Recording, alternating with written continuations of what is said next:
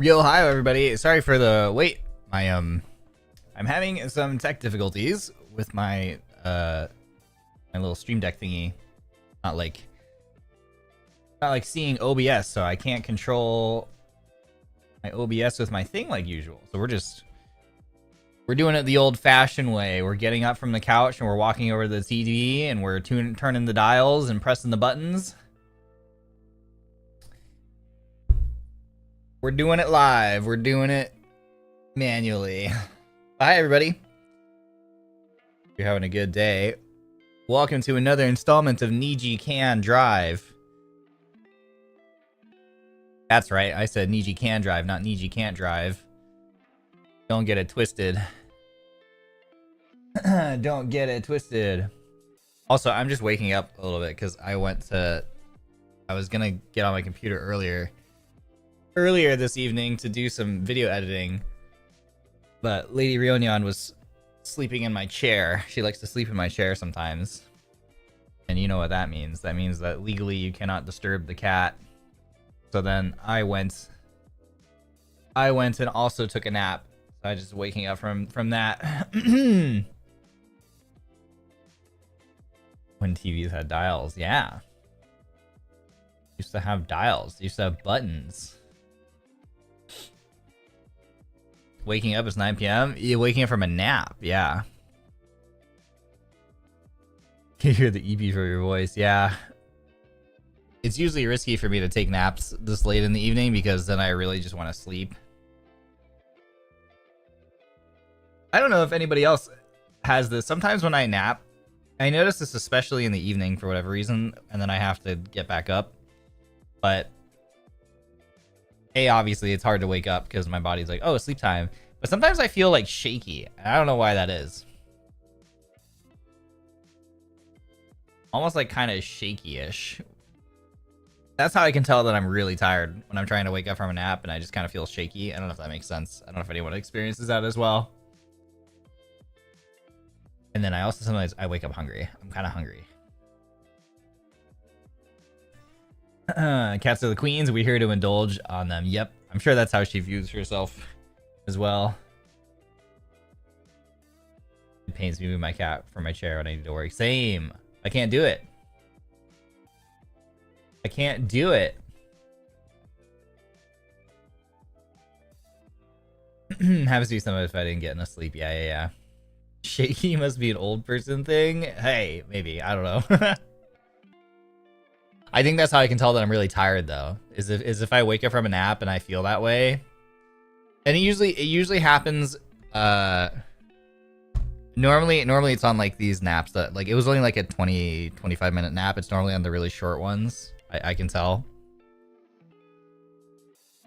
Cause like I'll force myself to get up before really falling into a deep sleep, and my body's like, no.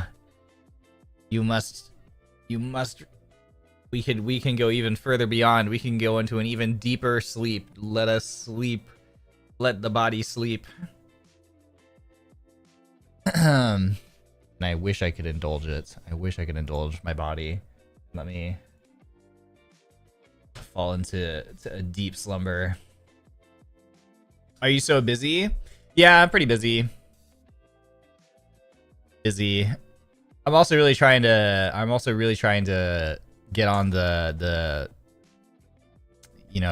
video editing grinds and edit shorts and stuff. But shorts just editing videos just takes so much. At least for me, it takes a lot of time. It takes a lot of brain power. So it feels like a lot of work to me, at least. I certainly put a lot of work into them. Put a lot of work and time, so it feels I at least feel very busy. You know what I mean? I just had a long nap from 5 to 11 p.m. Long nap, that's 6 hours. That's a sleep. That's a full sleep. It's the worst. Please make sure you get enough rest. I am doing my best. Thank you. As someone who clips too, I agree that video editing is hard. Yeah. It is. It takes a lot of energy, surprisingly. Hi, hello, hi. Off topic, but I tried the flatline and I'm moving on from the R301. It feels like a divorce. No. Yeah, I knew it. I told you the natural progression of R301 enjoyers is the flatline. Is the natural progression. Ryoma, have a good stream. Thank you. I will. Thank you. Thank you. Yeah, I clip a little and it's hard. Yeah. Especially because, you know, videos today are so like edited. Like the meta essentially is like everything is very well edited. So there's some pressure, it feels like, to have like at least a minimum, you know, amount of like editing done. So I try to there's lots of cuts like and things. I try to do a little bit of stuff here and there, you know. There's a lot. Back from playing some Heat. Oh heck yeah, I love Need for Speed Heat. NFS Heat was a really fun game. So I'm excited to try Unbound today.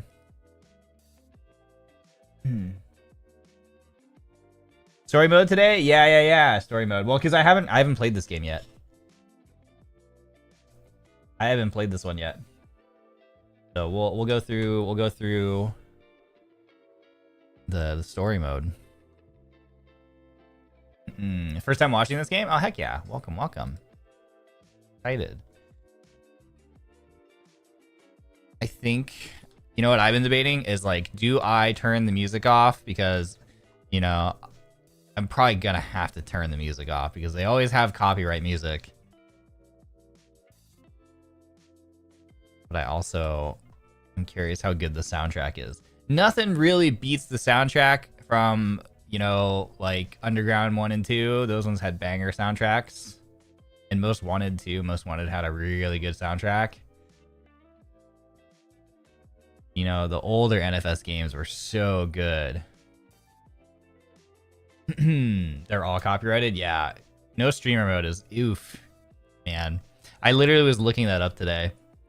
I was literally looking up earlier in the day. I was like, does this game have a streamer mode? Because I appreciate when some games these days do come out with like they do include like streamer safe modes that you can toggle on, and it'll get rid of like any music that's gonna like trigger like a copyright ID or something, which is really nice. But not all games. But I do appreciate that that's like a more common occurrence nowadays for streamers like myself. Carbon soundtracks. Oh man, NFS Carbon was really cool too. I remember that one coming off the heels of like Need for Speed, or I mean Fast and Furious, like Tokyo Drift. So Carbon was a really cool game concept. Ryoma, hello, welcome. Yeah, I forgot about Carbon. I also really liked Pro Street. I would like to replay Pro Street one day, maybe. But yeah. So we're jumping in the Need for Speed Unbound today. For those who are unfamiliar, it is the latest release in the long line of Need for Speed games. Need for Speed games are some of my favorite. Back when I was a youngin, young little Ryoma, before his FPS, you know, before his FPS arc, my parents wouldn't let me play like games that they thought were like violent or anything like that. So shooter games were a no-no for most of my life. But they did allow me to play racing games. So racing games were mostly what I played growing up when I was young. You know, I had like Space Pinball on the computer that came with like all the computers back in the day. And I had like, you know, Where in the World is Carmen Sandiego, and the Magic School Bus video game, and like, you know, Chex Quest, and then I had Need for Speed games. And I loved my racing games because they were like the only like real games that I had, you know what I mean? They were like real games, at least in my eyes. No Command and Conquer? Yeah, you know, didn't have Command and Conquer. I would go to my friends' houses to play. Like, I would go to my friend's house to play like Ghost Recon. I loved Ghost Recon was like one of the first shooter games that I played. that kind of got me hooked on that genre. So I remember I would go to my friend's house to play all the time. I would stay up all night and like play Xbox with them. I was an educational computer kid growing up. Couldn't have it anywhere. Yeah. Yeah, Magic School Bus had video games. They're pretty fun, actually. I had like, yeah, my childhood games on the family computer were like, what did I say? Like Space Pinball. I never learned how to play Solitaire. I remember Minesweeper. I didn't know how to play Minesweeper. You know, my parents didn't play games, so they didn't teach me anything. But they would buy me like the educational ones, right? So yeah, like Magic School Bus, War in the World is Carmen Sandiego. There was Myst, which was this puzzle solving game. Again, I was really little, so I didn't understand how to play the game at all. I don't think I ever solved anything in Myst. I remember playing that a lot and just being so confused, but just like being determined to try to beat the game or do something in it.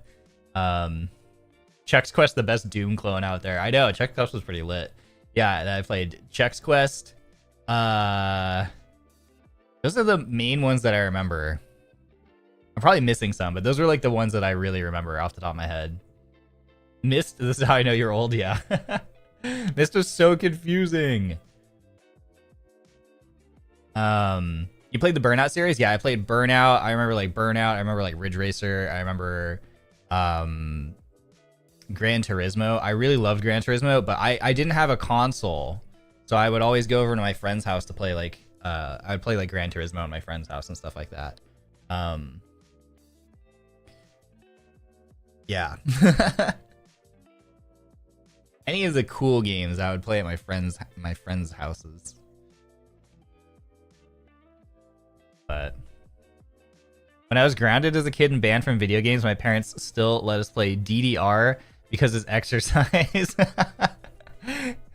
I guess that, yeah, sure. Yeah, I could see the logic there. God, I remember DDR too. Like, my friend had DDR and they had that they have, you know, the mat that like you have the mat and you like unfold it, and it was just terrible, right? Because you'd be playing it on like you'd be playing it on like a carpet first of all most of the time, right? Because it'd just be set up in like, you know, someone's living room or basement or wherever. So it was almost always carpet on the floor, and then you'd have this cloth mat thing that had like the plastic, or yeah, it was a plastic, I don't remember, yeah, part of plastic that had the sensors inside of it, and so like you would have to like stomp on them and it just like wouldn't work. They were just not receptive, and then you're probably playing with like 60 milliseconds of latency because you're playing on a TV, you know, like, but no one understood that back then. But it was just like so hard to play those games because it was just like, it felt like no matter what you tried to input, it just was never on time for a rhythm game, you know? Yeah. What was my first console? My first console was a Nintendo 64. I finally got it. I don't remember how old I was when my parents finally got me a Nintendo 64. But I had like barely any games for it. The game I remember playing the most, I had God, what was it called? Oh God, what was it? Let me look it up. It was racing games again, by the way.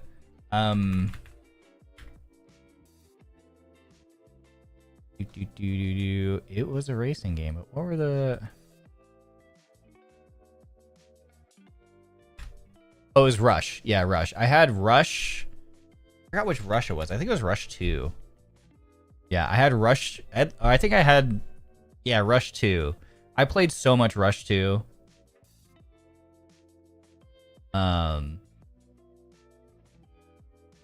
And then I got Rush 2049 at some point. And played that too. But like Rush, I'm pretty sure I had Rush 1 also. But yeah, I played the crap out of those racing games. I loved those ones. I remember I barely had any games for my N64, thinking back on it. I had like so little. But yeah, I didn't get the Nintendo 64 for a long time. Looks like Ridge Racer. Yeah, like kind of similar vibes. My middle school had a DDR with a TV setup at the side of the gym as an option for gym class. What? That's actually so cool. Your school was ahead of its time. Oh yeah, and then Tony Hawk. I basically played like I had the Tony Hawk. I had some Tony Hawk games and Rush, and those were pretty much the only games I had on Nintendo, and that's what I played most of the time.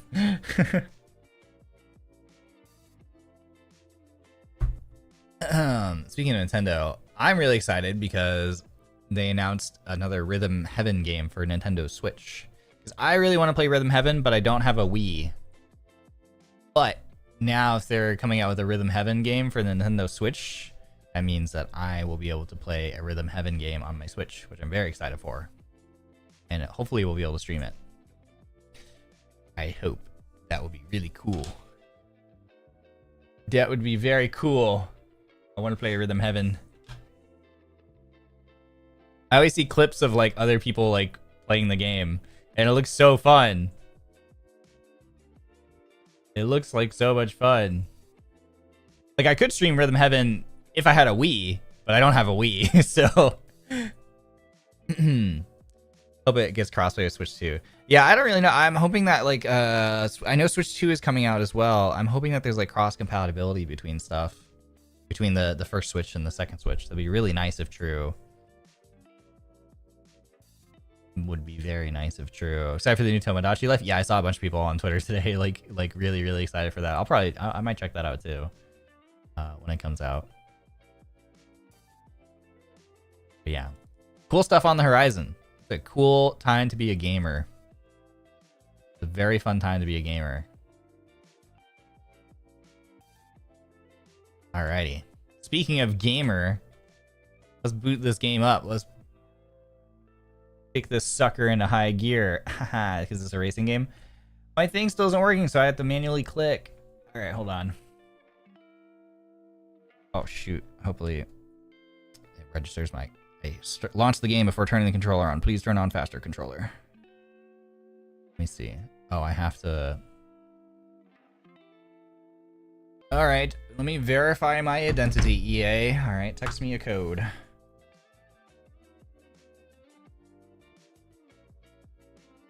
Where do I enter this code? Alright, hold on. I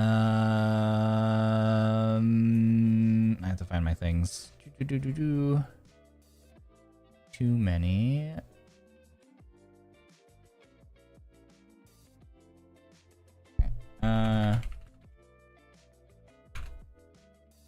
Next. Oh, my password? Okay, what's my password? Chat, what's my password?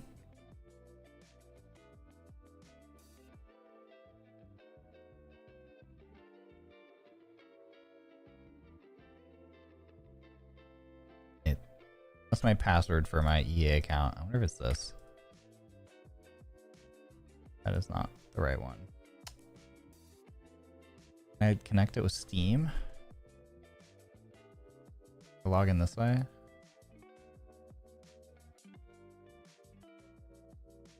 Okay.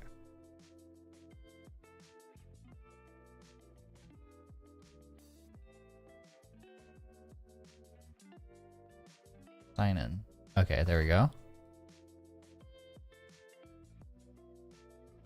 Ah, there we go. Why do I have to launch it through this? I just want to launch it through Steam.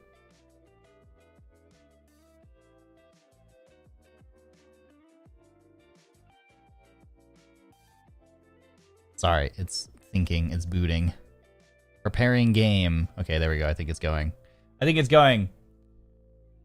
I love cars. 1, 2, 3. I love myself. 1, 2, 3. 69, 69. Nice. Password. Very good. Yeah. Did I buy it from the EA app? No, I bought it on the Steam store.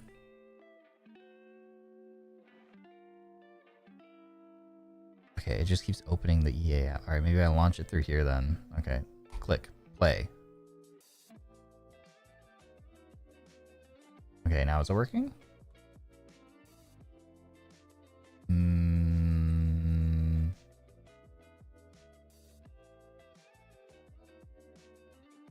It's thinking. What the frick? Does it keep doing that? So I keep hitting play, and then it will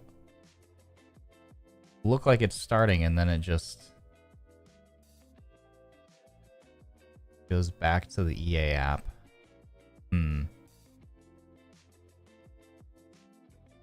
Again. And I haven't played Rivals in a hot minute.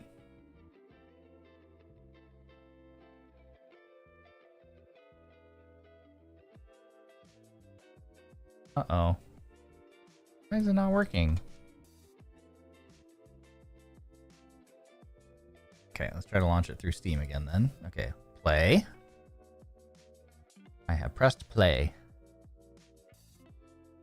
I think the best number passcode to have is the hex code. My color code, you mean? The amount of people use password 123 is surprisingly huge. I finally started using like a password generator for stuff. With like you know, like random passwords, and then like keeping track of them and like saving them somewhere. I hope we're able to play this. This is gonna be a bummer if I can't play. I want to drive the car. Would like to get in the car.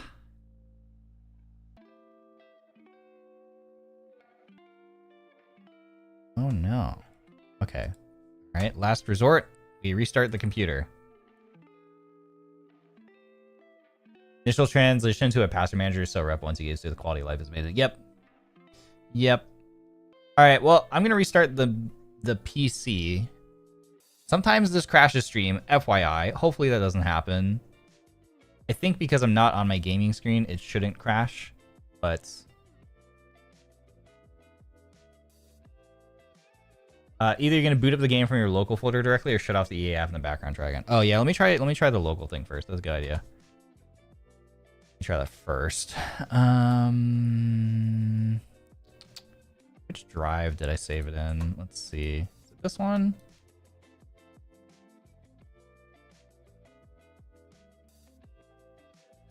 Oh, it's funny. It's not on that one. Then it must be on this one. Wait, where is this game saved?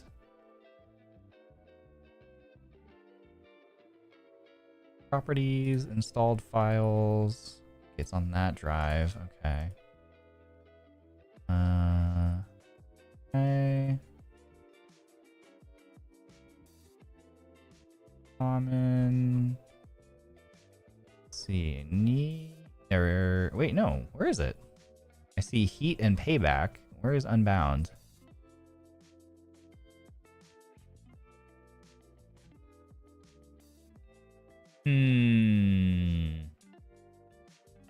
Confusion. Okay, let's go back to the EA app. Just close the EA app entirely. Okay, let's try this. Close that. Let's launch it from Steam.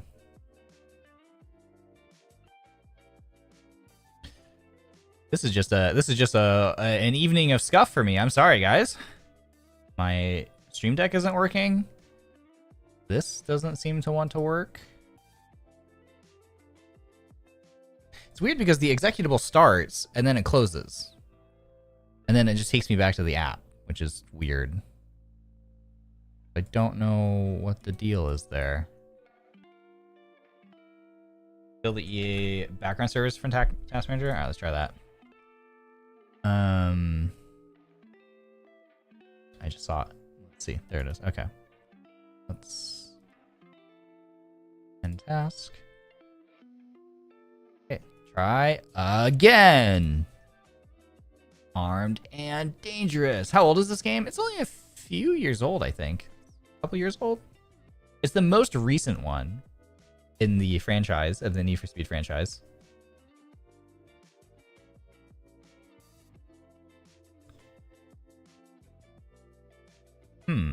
Nope. Didn't work either. Alright, I'm gonna try to restart the computer. La computadora. see if this does anything. 3, no, 2 years old. Yeah, it's 2 years old. We just yapping? Maybe. Thought it might have been a driver thing, but probably not if it's recent. Yeah, I don't think so. Although I do need to, I literally wrote down on my to-do list is to to check to see if I need to update my NVIDIA drivers for Apex, since they deprecated DX11 Apex and now it's just on DX12. A couple things I need to try that I saw on Twitter, so I'm gonna try I need to double check that my drivers are updated, clear my shader cache, and then I also need to test Windows borderless mode instead of exclusive full screen. Because I didn't know this, but supposedly,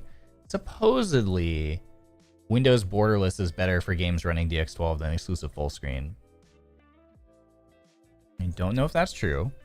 I've always run my games in full screen because they usually work better for me. But it's possible that those are DX11 games. Whenever you have computer problems, who do you usually ask for help? No, nobody really. Usually I just go on the internet and search for answers. You know what I find pretty helpful is, you know, Reddit, subreddits on Reddit are a lot of things, but sometimes they tend to, if you just add Reddit to the end of your search query, in like, you know, your whatever search engine you use, and then find, there's almost always a helpful like Reddit thread I find. Anytime I have a problem with something, usually if I just add, life hack is just add Reddit to the end of like your question that you're typing in your search engine, and then it at least in my experience, it typically helps. Like, I find the most useful information in Reddit threads. Which is really funny.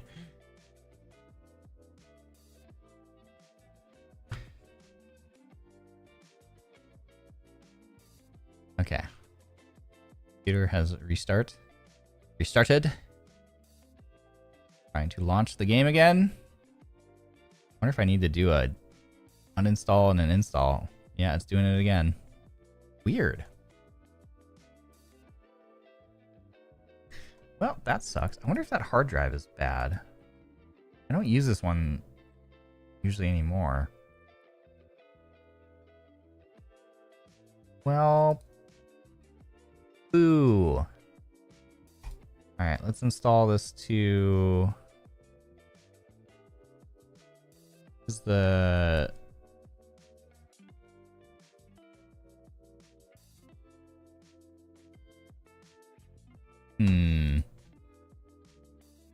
Alright, EA app, let's see.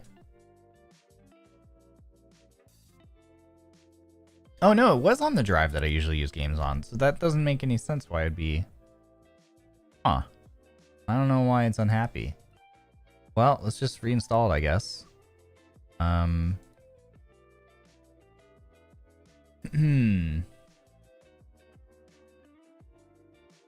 If you boot up an older Need for Speed and then try Unbound, it would boot up. Oh, okay. Just boot from Steam. Yeah, I've been trying to do it through Steam, but then it forced me to log into EA.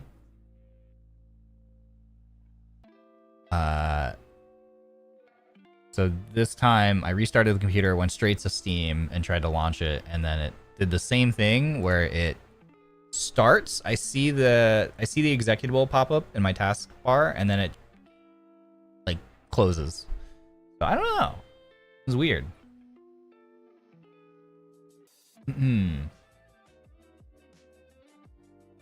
No longer are the days where you search a tech question and the forum post just says fixed. Oh yeah, you know what I mean. I just saw walkthroughs on Reddit too. Yeah. How many GPUs do you have? Just one. Just the one. I remember the days when it was all the rage to be running like dual 980s, you know? And then when the 1080 came out, it was like, oh my god, do you have two 1080s in your computer? You're not a real gamer unless you have two 1080s.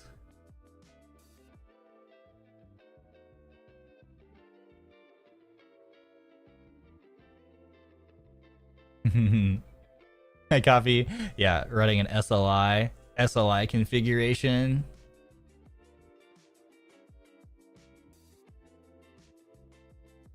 I remember I had a 960. I spent all my money on a 960, and I was so jealous of everybody who had the 980, like the 980 Ti's. But the 960 was all I could afford. But the 960 was still like the best GPU I'd ever had in my computer at that time. Like the best graphics card I had in my life at that point. Game won't boot right up. It takes some second, even minutes to do so. Okay. Interesting.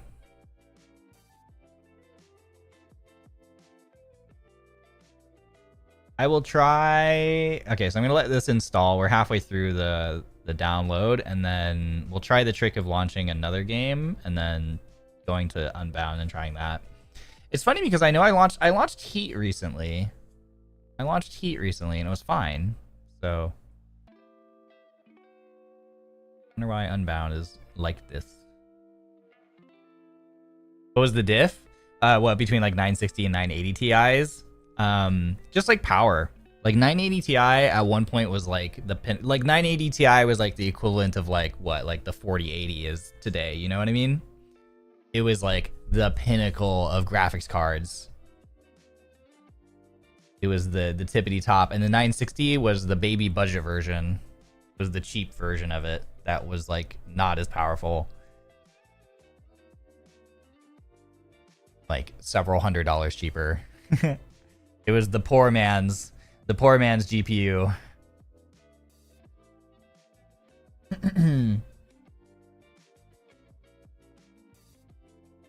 2015 Payback and Heat boot right up once you hit the play button. Yeah.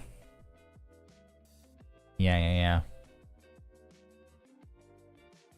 I remember seeing a clip from another person talking about this, but yeah, speaking of older games, I do agree with the take that like games used to just be made to be good. Like back in the day, this has nothing to do with Need for Speed, but just like gaming in general. But like, man, games really used to be good, especially back when, you know, games would come on cartridges or games would come on like ROMs, like CD-ROMs and stuff like that. And there was no like patching things in or adding content later. It was like a game had to be good on release or as good as possible. That's not to say like there are plenty of games that are old that have bugs that, you know, you just never get fixed, but whatever. But like they would still like go through, I think, a pretty earnest effort to like not release a game that was pretty, you know, buggy or crappy. They were also just meant to be for fun. Like they just like I feel like game developers were purely just trying to make games that people would love playing, you know? And then nowadays, so many modern games are meant to just be money generators. You know what I mean? It's all about like games as a live service. How can we drag on how long this person plays this game and how much money we can get from them over time through like how do we use this game as a vehicle, as a function of like making money over time for as long as possible versus like just delivering a really fun, like just a thing that was fun, you know? Especially back when games were like, and again, like back when gaming was very niche and it wasn't as cool to be a game, like not as many people were into gaming. It wasn't mainstream. It wasn't super common. You were you were just straight up bullied for liking video games, you know? So it was like, it was always about making that experience as good as possible for the people who were going to play the video game. And I miss that. Not the bullying part, but I miss when games like, you know, it was just, you got the game on release and it was complete, right? It was, the whole thing was done. You know, it wasn't like early access or like, this is like, you know, this is bare bones, but we're adding more stuff later, or there's more big features coming later, blah, blah, blah.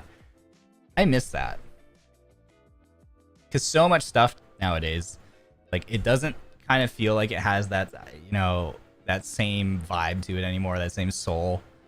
And you can definitely tell when a game is like, the function of the game is to make money over time versus give you a really incredible experience. But I think that's why when there are games that do come out that do kind of actually hit on that sort of nostalgic vibe of like, you're like, wow, this game is like a complete game. And It's just an experience that they do really well. You know? Alright, let's see. Heat has successfully launched. I finished installing Payback, so Heat's... Yeah, so I clicked on Heat and it launched right away. So let's go back and close this and then try Payback again. Alright, closing. Yes, I would like to close the game. Okay. It's on the consumer to vote with their wallets. That's true, but people are still gonna buy the games. That's the thing. It's like they still know they'll make money no matter what. I heard something similar on a podcast too. Games back in the day had to be finished on launch, and now things are shipped out the door, half finished, to be patched later. Yeah, it's kind of about like getting games out on a deadline, on a timeline, more than anything else. Wish that were no longer the case. I remember back when games were like novels. Yeah, it was like, it felt like a story. They felt like a movie sometimes, you know? Physical copies of complete games over digital games with multiple DLCs. Yeah, I agree. Regulars here will probably know that I've probably mentioned this a couple times. But I remember back in the day playing MechWarrior 4, and there was DLC, but the DLC was literally like back in the day for some games, like you would get DLC, but it was truly downloadable content in the sense like you had to buy the physical disc. That was the expansion. They were expansion packs, you know, and you would install that on your computer and then you would be able to play, but you had to play the game. Like if you wanted to play the game, like you had your base game, right? And then you had your expansion packs and you would be able to play the expansion for that game with that disc. So you had to like get the disc, you'd have to download the stuff onto your computer, and then you could only ever play with the expansion if you played with that specific disc.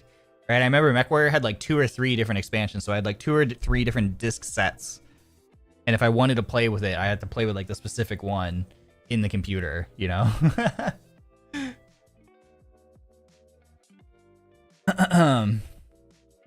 All these games cost so much, they're also huge. Yeah, oh my god, they take up so much space. Like I had to buy a 1 terabyte SSD, which is what I run all my games on right now. Because I just was constantly having to uninstall things. People would be like, it'd be like I would have like a collab, and I'd have to like uninstall like 1 or 2 games, and then install the collab game, you know, and then do the collab, and then like uninstall it, and then reinstall the other games, you know. Like I want to play, so I finally just bought like a giant SSD.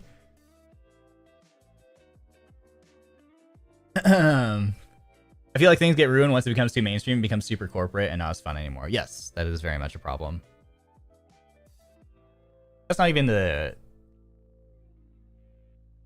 say anything of like, and we have things like, what is it, like private equity companies and stuff that buy things up and just like run them into the ground. Real, even playing with people local is much more fun. Games like that. The days of couch co-op. I miss couch co-op days. I hate games that are microtransactions that paywall game content. Yes, I agree that I agree that paywall and game content is poopy. I'm fine with having microtransactions for cosmetics. I'm not fine with things that are either content or give you some sort of advantage in like a multiplayer setting. I love my cosmetics though. You guys know this very much. If you hit Alt F4, it sometimes messes up with the sync with EA app. Interesting. So I just launched Heat. It was fine. I have now tried to launch Unbound through Steam. Same thing happened. It closed itself and it opened up the EA app. So now I'm sitting here to wait to see if it starts. It's been a couple minutes though. I don't think it's gonna start. Let me try Alt F4ing here and then try again. I had to buy a 1 terabyte too. It's for the best. The good news is they are nowhere near as expensive as they used to be. They're still expensive, you know. It's still for many people a bit of an investment. However, at least they're cheaper than they used to be for one of that size. 1 terabyte used to be like, I'd be like something where I'm not gonna buy that. It's just too expensive.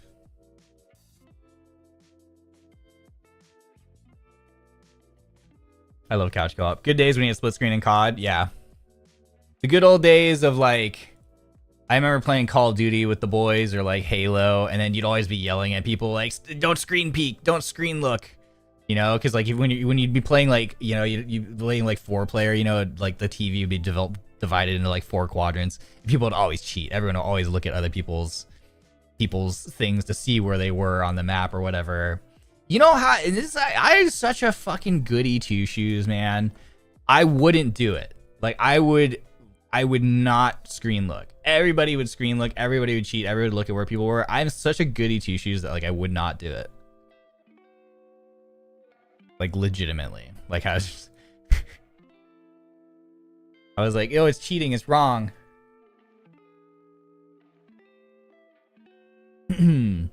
Just everyone just be yelling at each other like, oh my god, you're cheating. So, yeah, you were screen looking. You screen peeked where I was. That's how you knew I was there.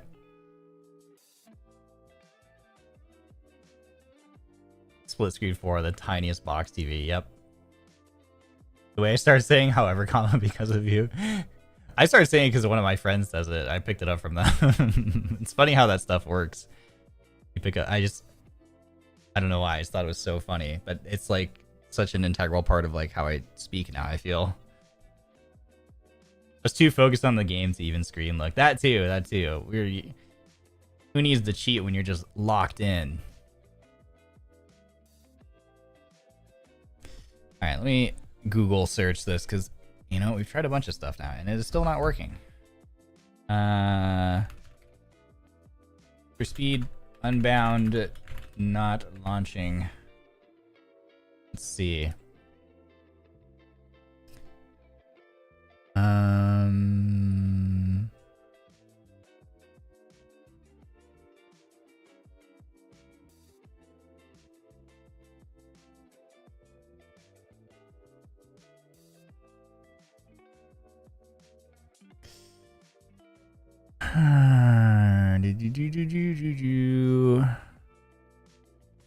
Wow, so this has been a problem for a while, specifically with this game, according to good old trusty Reddit. Interesting.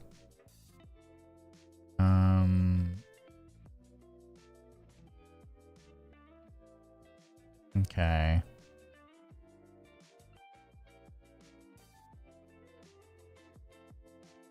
All right, let me try launching it. Let's see if I can find that executable, at least now that I've reinstalled. Let's see here. Okay, games. To Steam.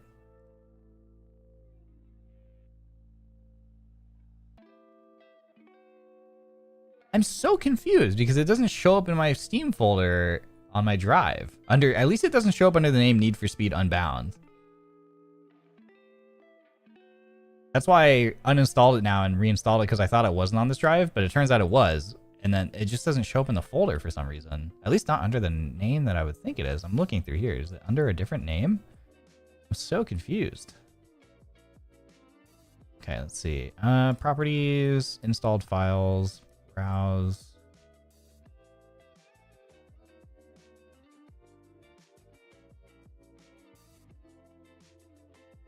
Okay, here's the exe. All right, let's try launching it from here.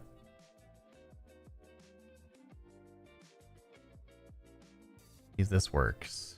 Yeah, I just opened the game folder from within Steam. I went to the browse my installed file location. So let's see if this works.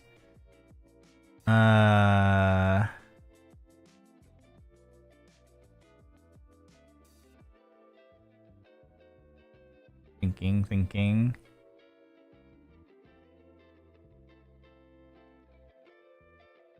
Nope, didn't like that either.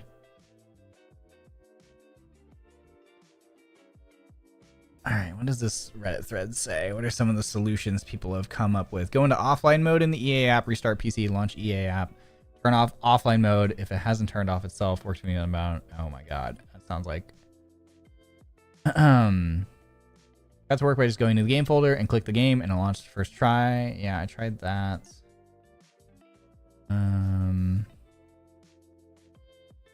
Upgrading from Windows 10 to Windows 11 fixed it for me. Well, I am on Windows 11 now, so...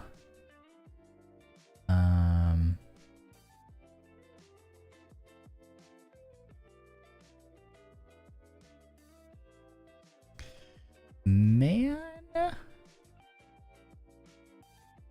Okay. Bummer, dude. I really want to play this game.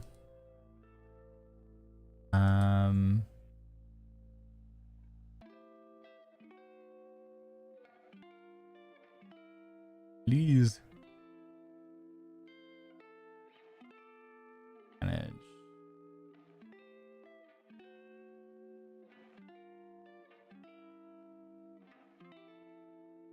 Well, shoot. Let's see. All right, what's another solution?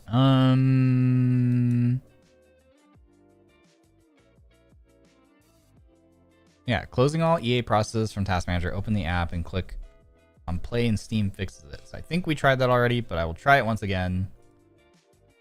So Task Manager, do EA, end task, end task, end task.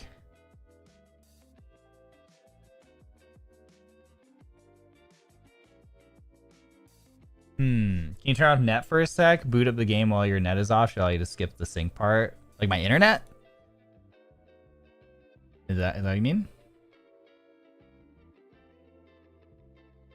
But then the stream. I mean, I could, but then stream would die.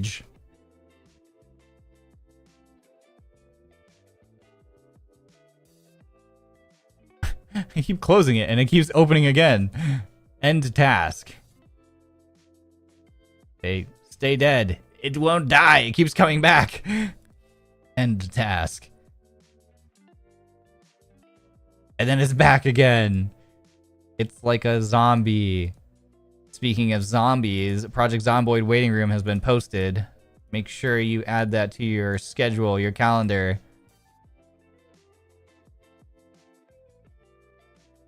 Maybe try putting the exe in the antivirus exclusion list. Okay, let's try that. Let's see. See, chat. Remember when games used to be simple? Remember the days of just you put your cartridge in the thing, or you put your CD-ROM in your little drive. All right, let's see. Antivirus. Let's see.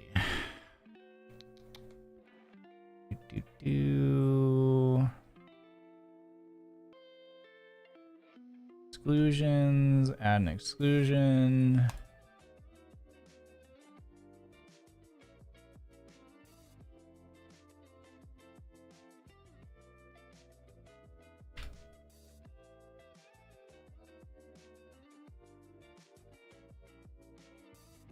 Okay.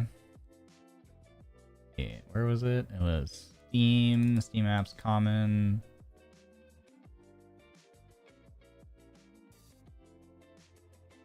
Okay. There you go. Okay, add an exclusion. There you go. Okay, blah blah blah blah blah blah blah blah. Properties, local files. .exe, launch.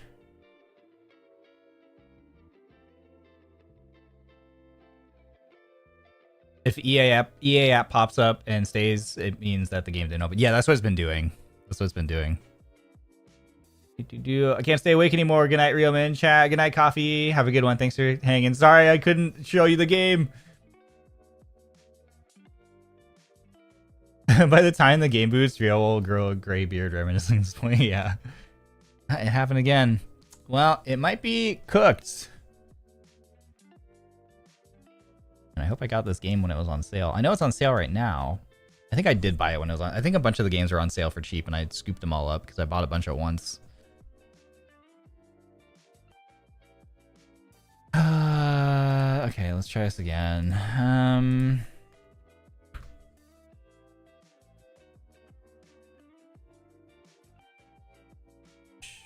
Try it.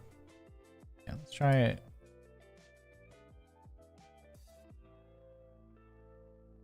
Right, maybe if I add the whole folder.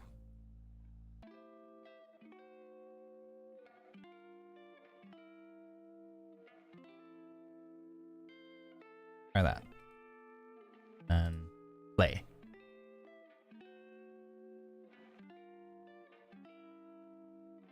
Play. So I bought Heat for myself and a couple of friendos. Yeah, grab them when they're on sale. I don't like this thing where I buy a game on one platform, but then I also, it has to, like, it runs on a different platform.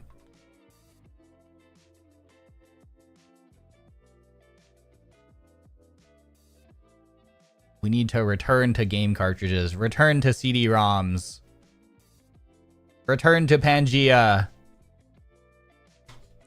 We will eliminate continents and time zones, and simultaneously we will eliminate downloading video games.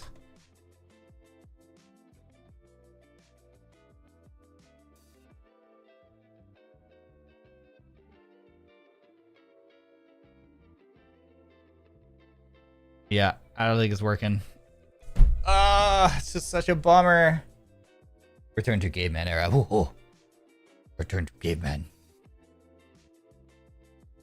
Man want tiny game cartridge. Stick game cartridge into brain. Play video game on eyeballs. Simple. Well, heck. It is not working. I think it might be cooked, chat. Bummer. I'll keep troubleshooting this in my offline time. Man, I can't believe that's two things that broke in one day. What the frick? My stream deck is not working, and I can't get this video game to launch. What are the odds of that? That's crazy. What are the heckin' odds? Yeah, it just pops up and stays on, yeah. I just want my old 16-bit games real. Well. Bummer. That sucks. But it's fine. We have other... We're not cavemen. We have other games. We can do other things. Not a very lucky day. No, it certainly was not. That was very unlucky. It was very unfortunate. Try to set it in the offline mode. Oh yeah, we didn't try that yet. Okay. One final thing. How do I do that even? Settings? Oh, go offline. Okay. Go offline. Yes, I'm sure. I want to be in offline mode. Need for Speed Unbound. Press play. Pressing play.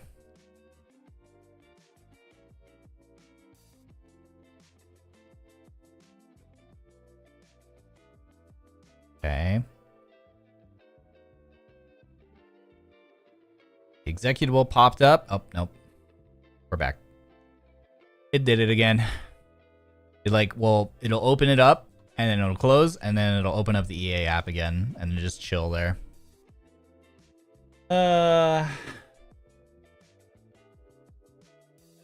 Just turn off the internet and boot up the game. Yeah, unfortunately, not a viable option here. If I was obviously chilling offline, obviously I could, but... Is it a full moon? The moon haunts me. The moon haunts me. Well, sorry guys. No Need for Speed Unbound today. I'll keep troubleshooting it offline and try that. See if I can get to work. And then if I can get to work, then, you know, then we'll come back to this another day. It's okay. It's okay. Here's some things I've written down for ideas for future streams. Not necessarily today. I'll probably pick another game for today. But future things, obviously, we have some Maros we haven't gotten to in a really long time, so I need to read your marshmallows. I need to lock in and do some JP studies, so I got a couple games that involve learning hiragana, because that's what I really need to learn. Suika game, the old watermelon games, time for that to make a comeback. Switchboard's golf, you know, he yearns for the golf.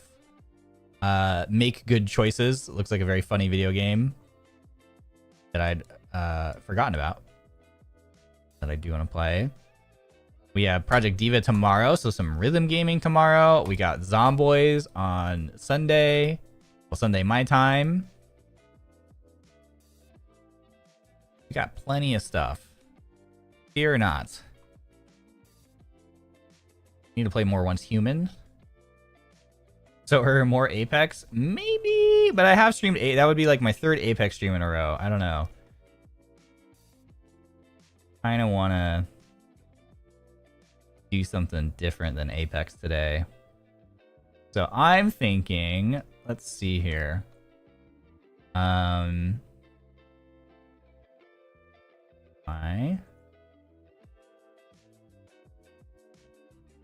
Next time, once you get the game working, try not to kill it because Unbound really hates the second boot up. Good to know. Good to know. But I even restarted my computer.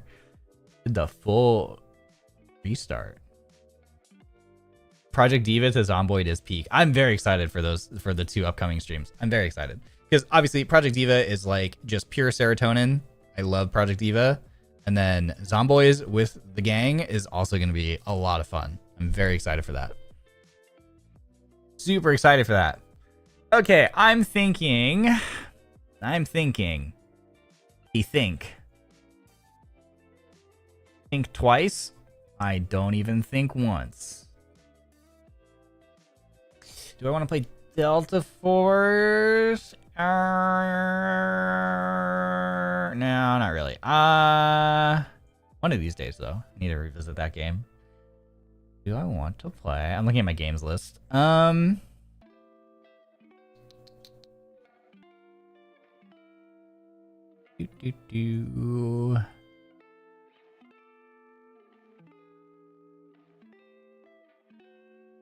Okay, Magic the Gathering. Magic the Gathering Arena. There's one option that I would be down to play tonight.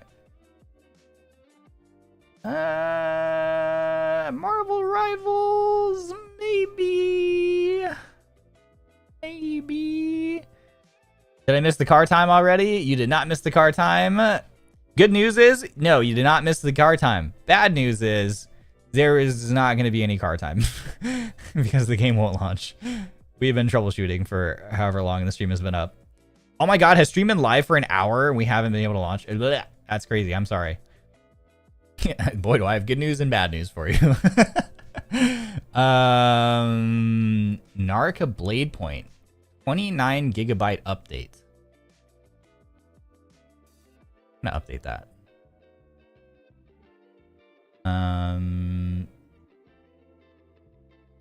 You know what? NARAKA sounds kind of funny.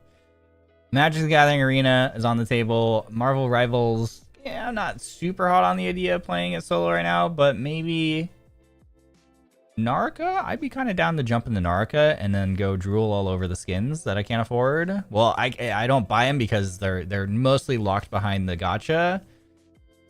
So they're very hard to get, but god, are they good. What else is in this game library of mine? PUBG? I always do enjoy returning to my roots in the battlegrounds. Let's look up the car list and Unbound and talk about which cars have been cool to drive. True, real. I think you start with a Lambo, right? I think you get like a Lamborghini Countach at the gate, I think. Which honestly would be cool. That's a car I would like. That's like one of those cars. I love the styling of it. I would not want to actually drive one in real life because I hear that the clutch is really hard and there's also no rear visibility. So it sounds like it's a very cool car. It's a beautiful car, but it sounds actually like really difficult to drive. So S14, Charger, and Countach, are those the starter cars? R34, my beloved. They have the GTR in there. Most of them usually have the R32 and the R34, but they rarely. I don't know if they ever have the R33, do they? R33 gets no love, man. Feels bad. What other games do we have?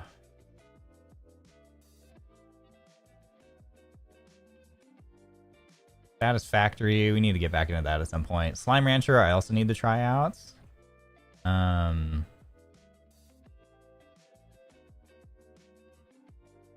Apparently the clutch is placed in a weird spot. I believe it. R32 and Unbound, yeah. There's always the R32 and the R34, but they never have the 33. The 33 never gets love. You know, I got Tree Simulator. Wait, do we have... Wait. Hold on.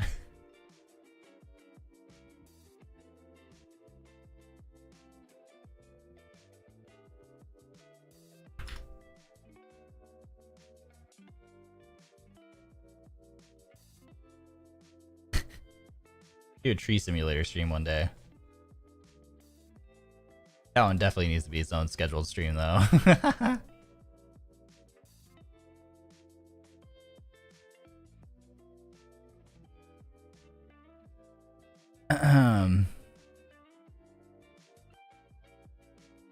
Do.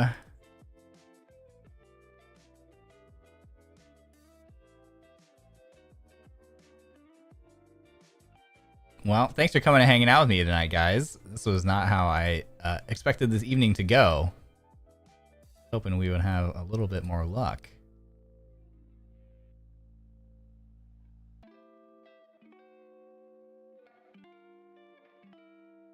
All right, I think for me, it's a toss-up between these two games, and I will allow the people to decide. Okay? We can play.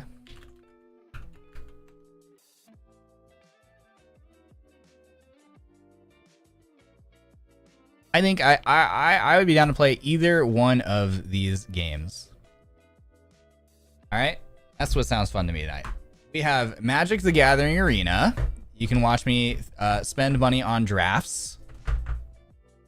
And when I inevitably get screwed by RNG, watch me put my face through my desk. Or we can check out NARAKA BLADEPOINT, which if you're not familiar with, is a melee combat battle royale game. So it's kind of like a fighting game, but in 3D space rather than like a side view. And it's a battle royale. I forgot how big the lobbies are. But, you know, battle royale format. Every man for themselves. And it has banger cosmetics, but I don't think I really own any on this account, unfortunately. But we can look at the pretty skins and drool over them. And wish that we had them. This is the new experience for 2025. Need for Speed Unforeseen.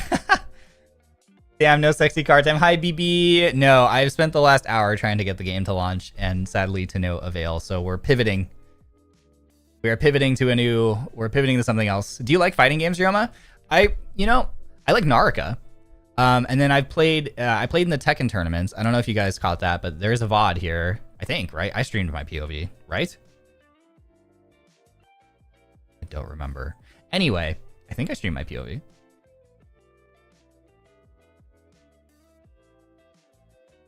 Anyway, there might be a VOD on here for Tekken 8, where I went through a really brief training arc for Tekken 8 for an event for tournaments, and it was fun, but it was hard. Fighting games, like, because again, you guys gotta remember, I didn't grow up with like playing like Smash or anything like that. I didn't have friends to play like Smash Bros with, and I didn't have the game, so I never had that experience that like a lot of people grew up playing like Smash Bros, and that was like a lot of people's introductions to like fighting games. I didn't have that. So learning to play Tekken was like my very first fighting game experience. So I tried to cram a bunch of knowledge into my brain in a week, and it was hard, but it was fun. It was fun. I know a lot of people are also like, hey, you should try Street Fighter, so I might try Street Fighter at some point as well to see if I like Street Fighter. But yeah, the Tekken tournament was fun. It was fun playing on a team. It was fun playing with people. I got my... Well, no, you know, I won like 50... I won like half my games, right? I like won half, lost half. Which I think was pretty good as a baby fighting game player. I think that was pretty cool. Oh yeah, there's the VOD. I found it. Yeah, the VOD exists. The VOD is real. Yeah, it was NIJISANJI Tekken, the NIJISANJI Tekken tournaments. So you can find it on my channel. I think I would enjoy fighting games more once I actually become competent at them. Because I think fighting games are very fun when you know what you're doing, and less fun when you don't know what you're doing and you're fighting against someone who does know what they're doing. You know what I mean? So I think it's all relative. I think it's relative. I think it depends on like what the skill level of your opponent is and what your own like skill level is. Yeah. You grew up playing Street Fighter? Yeah. See, I never grew up playing, like, I never played Street Fighter. I never played Tekken. I've like pretty much never played Smash Bros either. I've played Smash Bros probably like 3 times in my life, just at like I can think of like 2 or 3 times where I've been at like a family thing, just like a family get together, and then somebody has Smash Bros like at that place, and people just play, and I would just like get past the controller and I'd play like a round or 2, and then that was it. And I'd be like, I don't know what I'm doing. Everyone's just like, it's okay, just mash the buttons. And I'm like, okay, I mashed the buttons, you know.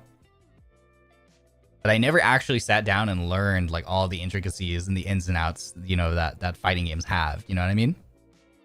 The only fighting game I was ever actually decent at was a Persona fighting game.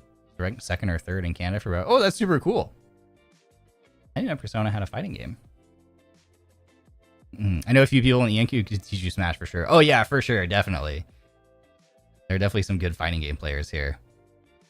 They still need a more intuitive system for teaching fighting games.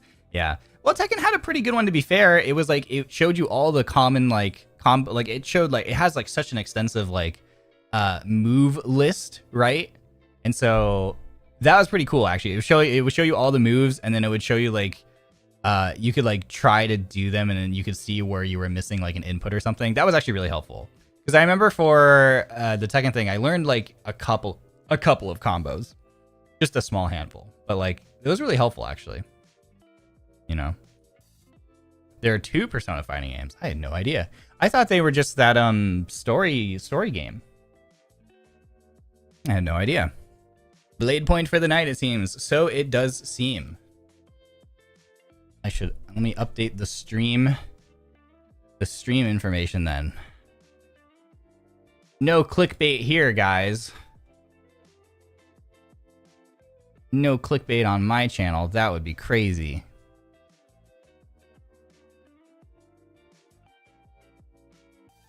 Tekken is pretty straightforward about combos and training tools. Yeah, listening to Street Fighter or Guilty Gear players talk about combos is dizzying. Oh, is it really? Don't scare me. Hi, Ryoma. Hello, welcome. Am I late? No, you are not late. Although, if you came here in hopes of seeing Need for Speed Unbound gameplay, I am afraid to burst your bubble. We are pivoting. We are pivoting, chat. Because the game will not work. Clickbait? Ryoma? Crazy. Yeah, see, that's crazy. I would never. Alright, chat. A or B? You choose the thumbnail. You don't know what the thumbnails are? I have made thumbnails for this video game. A or B? And just so you guys know, one of them has toes in the thumbnail, as it just so happens.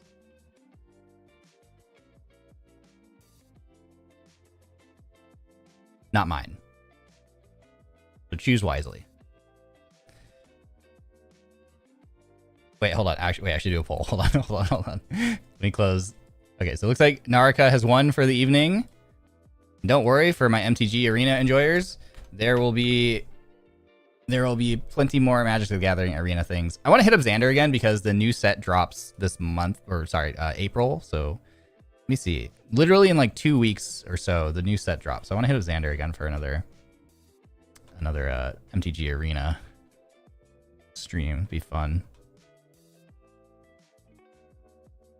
Yeah, they're not my toes, but you will get toes in some capacity.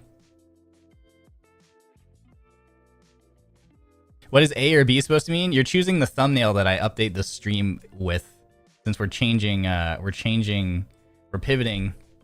from Need for Speed to NARAKA.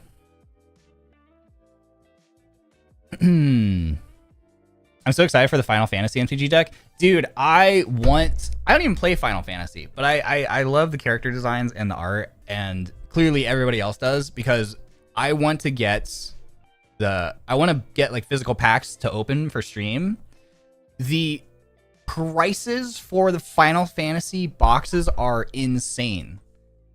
I don't think I'm going to be able to get an actual box to open on stream, sadly. Like, let me go look really fast. Let's see. Let's see.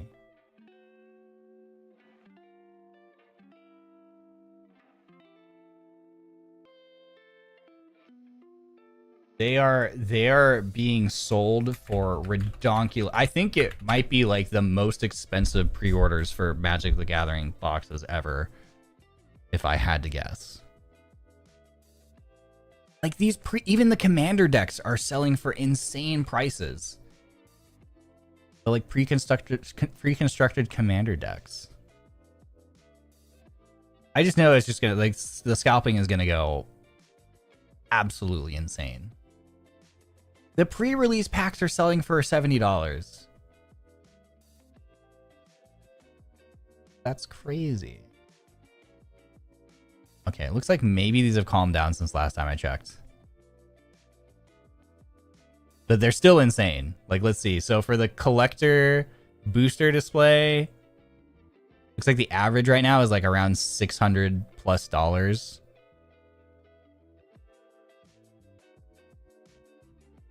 It's like $600. And that's like for like 16 booster packs. But this is crazy. Like the Final Fantasy, like the commander decks, like this one's selling for $474. This one's selling for $495, $595. Like, oh my god. This one's selling for... Oh wait, no. That's like a collection of them. But... Oh, the prices, man. Yeah, they're insane. Yeah, let's see. Pre-order... So...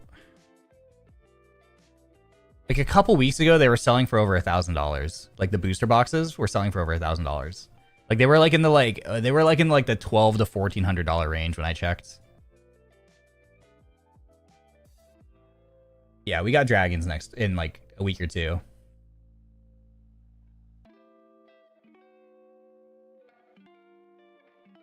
So it looks like they've calmed down a little bit, thank God. But like, let's see. Like, so this one is selling for 1,247, and it's just like the 4 commander decks. Like it looks like it's a bundle of them.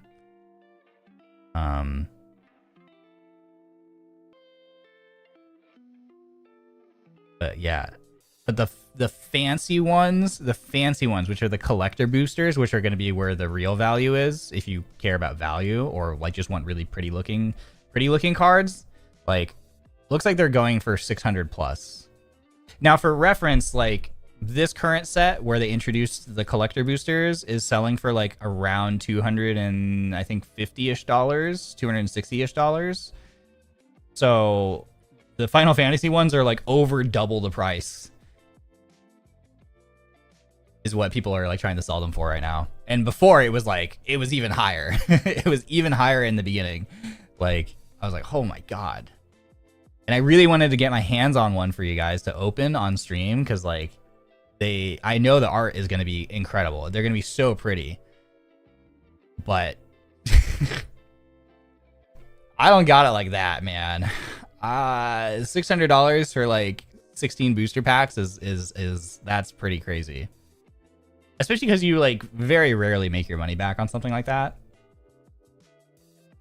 Now, it might be possible. This might be the set where it's possible. Like, very rarely do you make your money back, like, doing, like, any sort of, like, you know, booster box opening. But This might be the set just because I think the cards will be really sought after. So it's possible, but still you're taking a pretty big financial risk. You know what I mean? Any chance of winning some at F&M? Yes, regular ones. Well, yeah, regular ones. I actually don't know. Do we know, chat, if this one's going to be played in store? I mean, these are play boosters, so they're meant to be played. So probably, yeah. So you should be able to go to your like Friday Night Magic, do a draft, and if you do well, you know, win a couple packs. So supposedly yes, but not. So there's specifically there's like the two main ones. There's play boosters, which are meant for playing with, obviously, and for expanding your collection for deck building. And then they introduced something recently called collector boosters. And the collector boosters are way more expensive. For reference, for this set, Ether Drift, which is not that popular, a regular booster pack is like probably anywhere between $4 to $5, right? But a collector booster sells for around $25. And the difference is that the collector boosters contain special art versions of the cards that you can't get in the regular ones. So that's where the appeal comes from. But you're talking about like a 5 times price markup, right? For just a chance to get a card that's like a special. Like they have different they have special foil versions. You know, like regular holographic cards. So there's your regular holographic, but they have like special treatments on these ones. And they usually have different like alternate art or extended art or autographed copies, blah, blah, blah. So that's where all the hype comes from. But it's like, God dang, the pricing is crazy.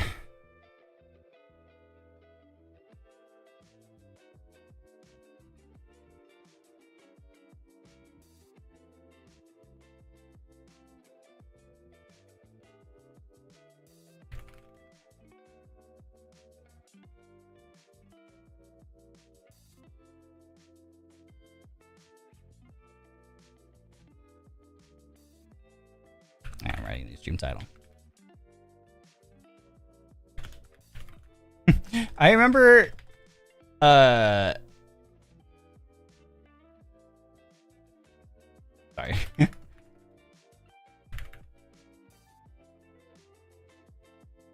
YouTube will like recommend when you insert tags when you're creating a video or live stream, for example, you can tag your video, right? And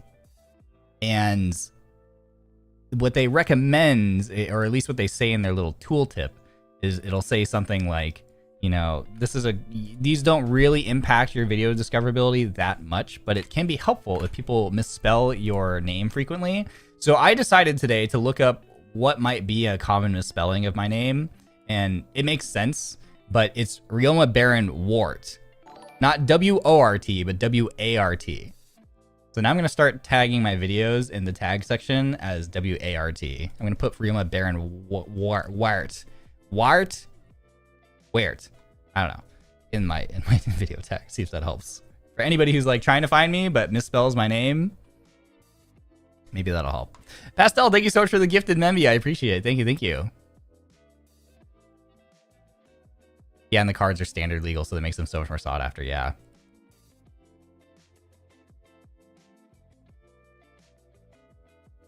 Yeah, covering my bases, yep. Okay, all right, so it looks like B has won. Congratulations, toe enjoyers, you have chosen wisely. B, I had 2 thumbnails made for NARAKA BLADEPOINT. One has toes in the thumbnail, one did not. And you successfully have chosen the toes thumbnail. Your toe-seeking senses have brought you to the promised land. Congratulations. You're winning. All right. There, wait, did it change? Oh, I forgot to change the game name in the thing. Hold on. I changed it in the title, but not in the... All right, NARAKA BLADEPOINTs. There we go. Okay, and I'm gonna end this poll as well. There you go. Congratulations, friends. I'm excited for you guys. Happy for you. Big day for toe enjoyers, yeah. All right. Let's switch over to this game. All right, we're in season 15 of this game already. Holy crap. That's crazy. Walker, thanks for the 9 months. Welcome back. Thank you for this. Thank you for toes. This was your victory. Okay, this was chat's victory. You don't have to thank me. Thank the wonderful Rionans who pressed the correct funny button on their keyboard and chose B. But yeah, I will attempt to get my hands on some Final Fantasy booster packs for you guys to do a hand cam with to open probably at some point. So just pray for me that the prices are not astronomically through the roof. I will do my best. If it is financially feasible, I will try. Because I also just love opening packs, but we just have to pray that the prices stay reasonable and scalpers don't ruin the experience for everybody. But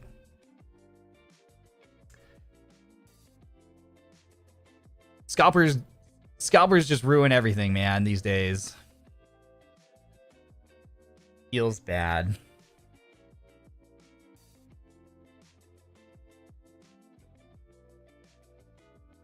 Tax write-off, well, but unfortunately, even if I write it off on taxes, it doesn't make it free. You know, it's like it's still a very big financial investment.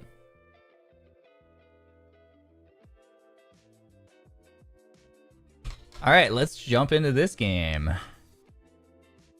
Thanks for waiting. Sorry that we couldn't do the game that we wanted to play. Oh yeah, I can't use my stream deck. I was like, why is it not switching? Which scene should I use for this?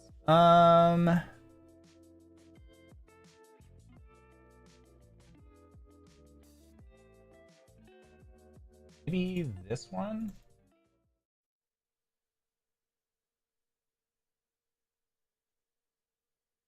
Try this one. See if this one's good. I don't know if I should be in the bottom right or the bottom left. I think bottom right is probably fine.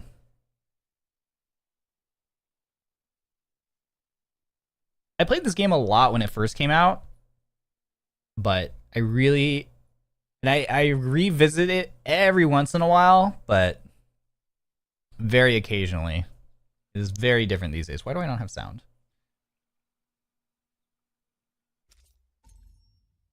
Oh no, there's sound. Okay, it's just quiet. New hero, Lanny. Lanny's skills and ultimates all provide movement, making her highly mobile, and they can play a critical role in chaotic battles. Okay. Like there's a gameplay trailer, maybe? Oh. Or not. Okay. That's fine. Kind of laggy. Oh boy. This is pretty. What is this? This is overwhelming. Oh, I like choose my reward, I think. What's this? Garden. Owned 0. Okay, I don't have any of these things. NFS looking a little different. It sure do be. Yeah, we shifted gears. Nice.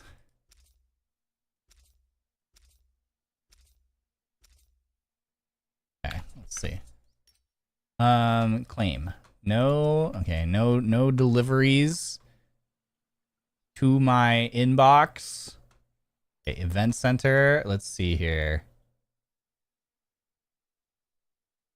This game is like menus on top of menus. Oh my god.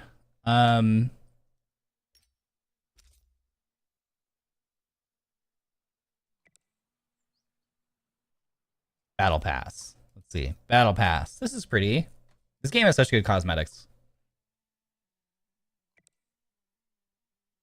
Winter Bell. Who is this? Syra? I don't know who that character is. That's a new character.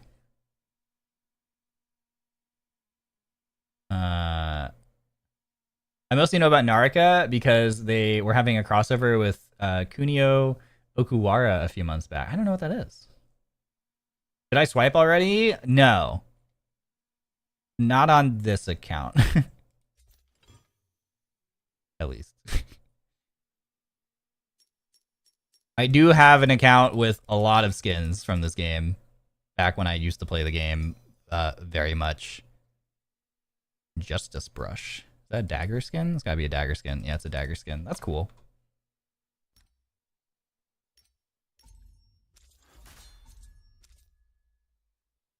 But yeah, I do know that they have like crossovers. Okay. Time to window shop. We have new. Let's go to featured packs. Okay, here we go. Moonlight Waves pack for Zai. Cute. Kunio Okuwara is a famous mech artist. They did a lot of the original Gundam designs. Oh, cool. There are a couple of characters here who have kind of like mech transformations, so that would make sense. That would make sense. Sounds pretty. I don't know who this character is. This Syra character is new since I last played. These are really cute. This is not like a style of outfit that I'm used to seeing in this game, though. Soft Dream Kurumi. That's pretty. Oh, she comes with a katana skin, too. Whoa, it's super cute. What's this? Soft Dream Chinese voice pack. Oh, why did that? What? I don't know what that did. The hairstyle is really cute, too. The katana was very uwu. It was. The Justina pack. Cute.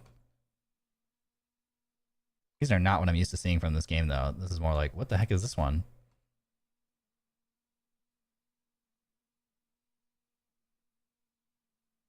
Man, so many new cosmetics since I last played. Cattail, cute.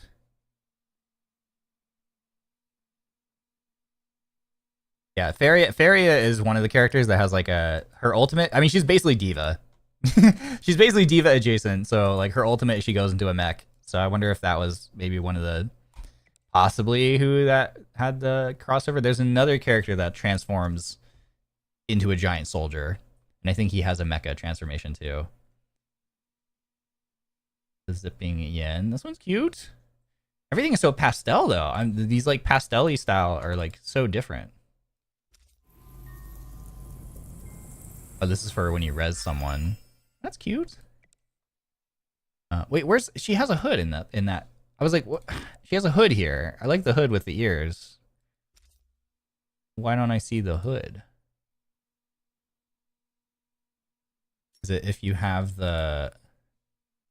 I bet if you don't put the custom hairstyle on, you can get the hood. Whoa, that's so cute. Look at the little hat with the burb.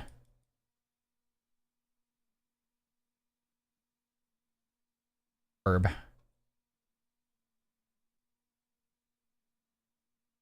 The sparrow hat.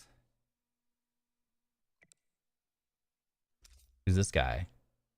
KOF is King of Fighters, right? Isn't that the fighting game or whatever? King of Fighters. This is funny because this is, to me, this is so very. This is like, you know, you have like for the women characters in games, they have like so much cool stuff. And then for guys' skins, it's just like, man. Man.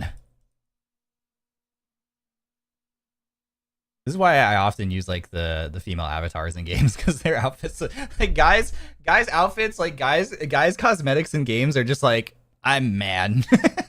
I'm like, this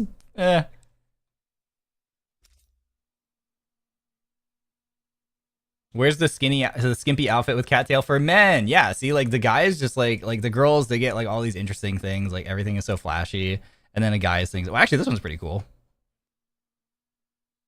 Wait, why did he look so much more dandy? Oh, he had like the Colonel Sanders facial hair in the thing. Oh, there we go. Okay, so you get the Colonel Sanders beard.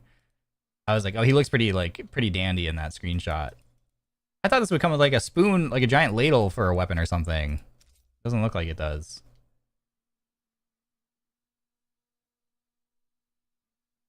Eh.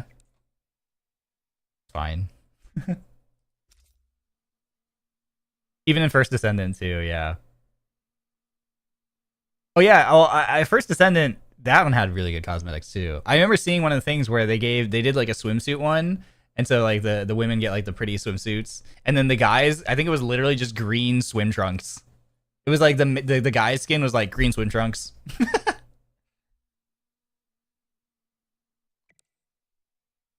And it was like Mai Shiranui, King of Fighters. I haven't played King of Fighters either. Yeah, this game does a lot of crossovers. They've done a lot of like crossover ones. This is really pretty. I like this one because I like the big like the rope knot thing.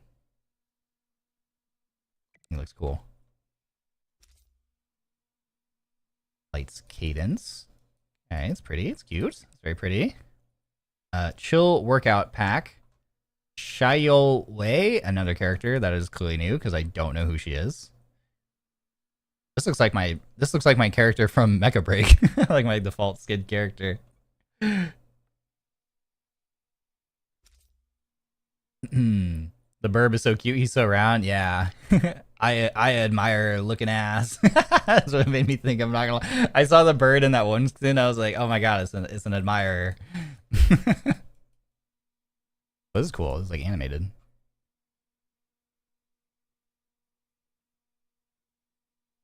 I don't know what those characters are.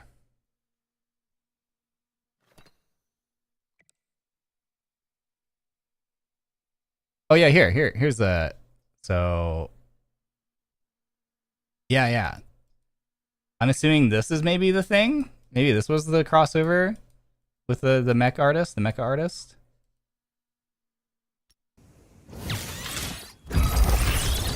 Yeah, he just becomes a robot.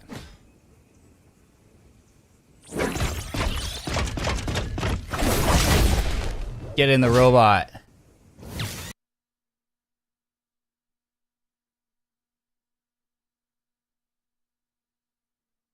Pretty cool. Oh yeah. These are Witcher characters, right?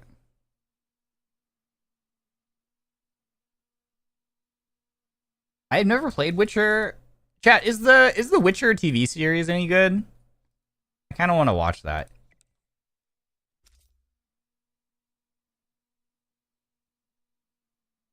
But is it, if I go watch it, will I'm assuming I'll be able to watch it without having played the video games, right? Because I think that's kind of the point.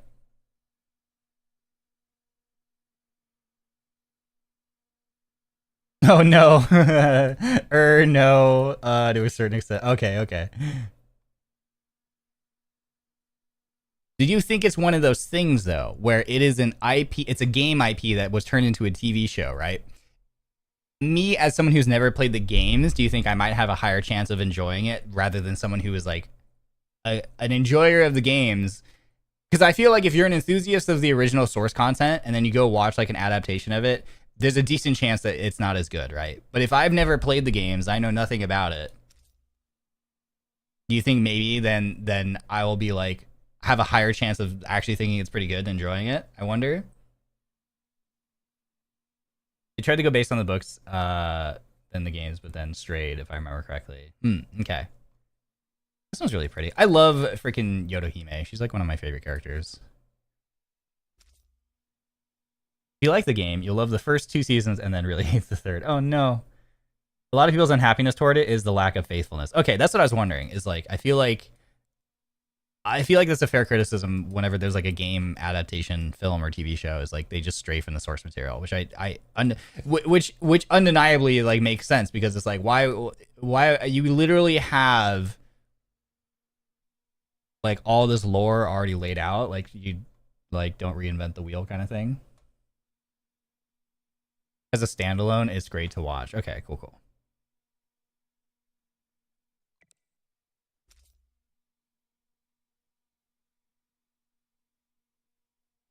I don't know. I just instantly thought of like, I'm like, this feels like a League of Legends character, like a healer. Winged Soul Pack Patty. Okay. Oh, he must have an ability that lets him fly. Okay. Cool. League.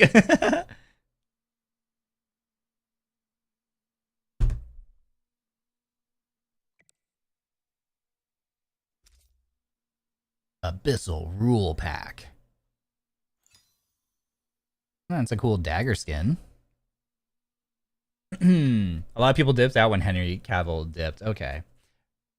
I'm excited for the supposed Warhammer TV show. I'm definitely gonna watch that if that comes to fruition. Dark Wings pack. Sheesh, this one goes crazy. Look at the like crown and then the like wings.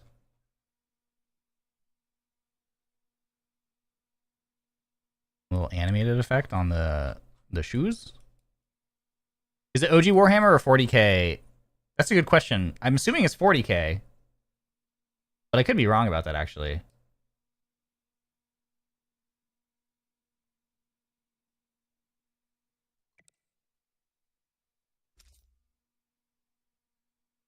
This is a Kurumi skin. Oh, cool.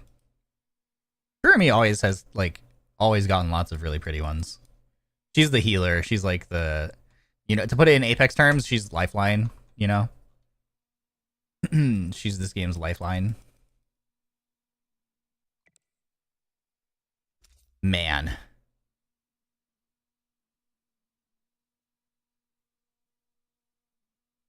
But man with long hair. Man.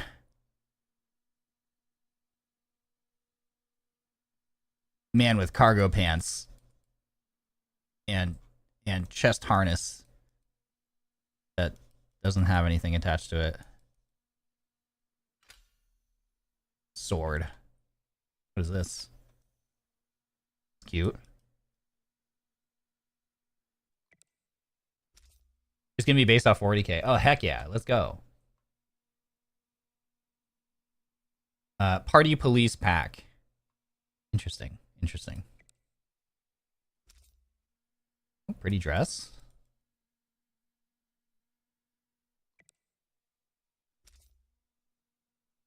This one's pretty. This one's cute. For zipping.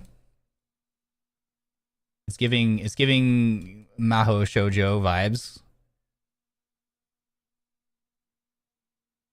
I like that one. It's actually pretty cool. I like the whatever you call this thing going on, and he has the lightning horns.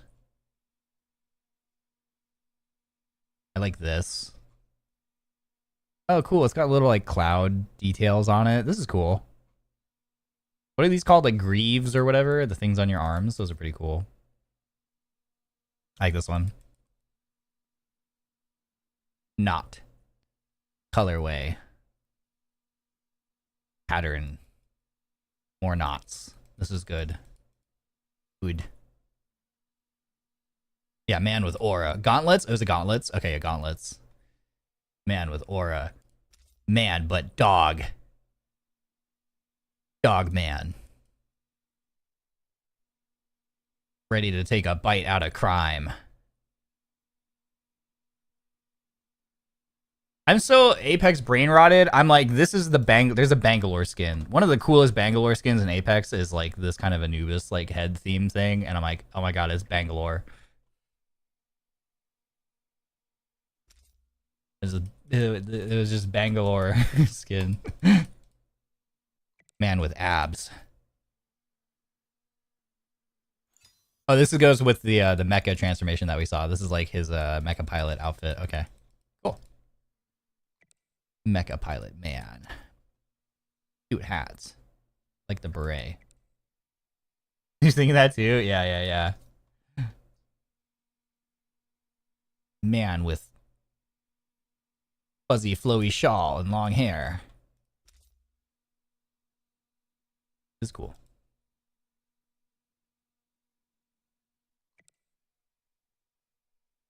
Anything else that catches our attention? And there's so many good things in this freaking. Oh yeah, here's the like mecha.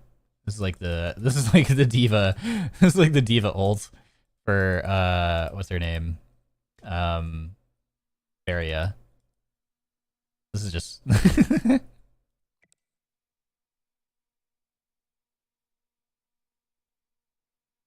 makes me think of Diva from Overwatch. I think we looked at some of these the last time I played this game. This is very like, this makes me think of like the KDA for League of Legends kind of thing. From like their first music video, you know what I'm talking about? This is cute. Kawaii.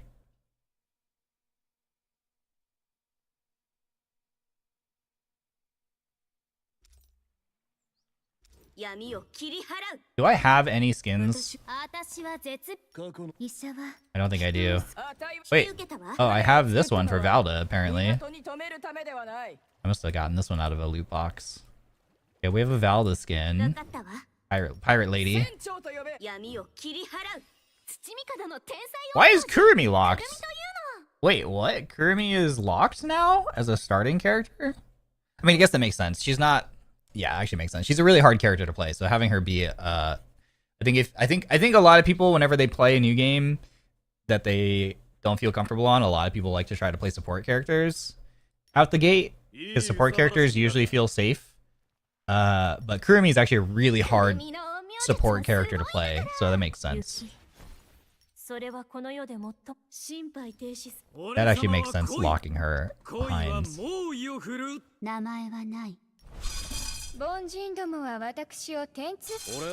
I pretty much stopped playing around the time. I know all these characters. I pretty much wasn't playing when Nobutada was added. But there's a lot of new characters. Like, I don't know how this guy really works that much. I don't know how this guy works. I played a little against her, but I don't know how to play her. Yeah, I don't know Tessa. I don't know Hadi. Xiao Wei. Liam Liu. I don't know you. Kylan. Don't know him. Syra. Are you a healer? Yeah, okay. Divine healer. Okay, I'm like, you just seem like a support character to me. And then you must be the newest character. It said that she has movements for abilities, so I want to see. I forgot how to view what they do. In-game patch notes per character is really cool. It's nice because they've changed. They do a lot of changes. So this is really nice, yeah, to show you what changes that they've done. I do appreciate that too. How do I? Is it this? No, I think this opens my web browser. No, thank you. Just glyphs. Okay, I think it's here. Okay, let's see. Lanny does a backflip, knocking back nearby enemies and disappearing into her carpet with a flourish, becoming invisible. Dodging shift mid backflip does not cost stamina, can be used under attack. Okay, let's see. Flashbang warning.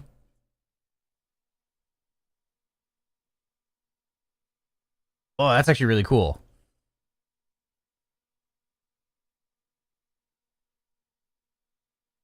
So dodging mid backflip. So you can dodging while invisible extends the duration of her invisibility.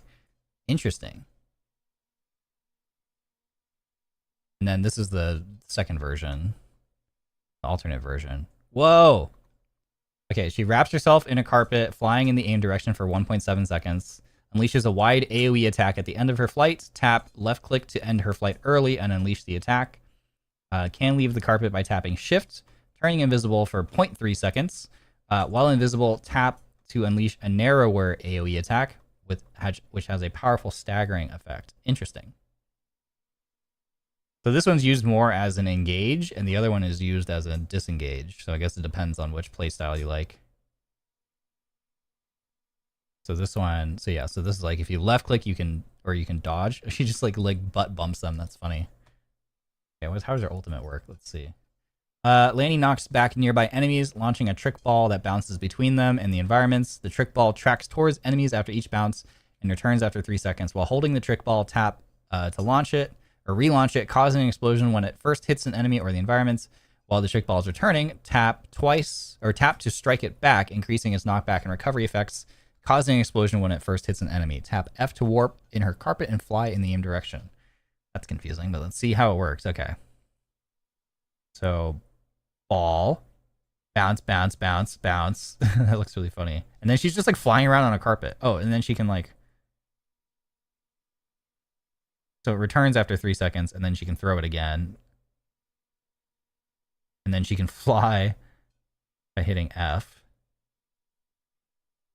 How long does this last for? Holy cow. I went for so long.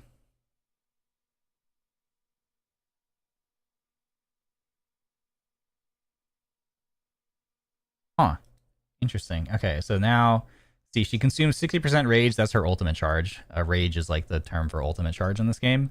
To knock nearby enemies back, summoning a trick ball that lasts for 30 seconds. 30 seconds is a stupidly long time for an ultimate ability to last. While activating this ultimate, Lanny gets Trick Step. If Lanny is holding the trick ball, tap F to launch it.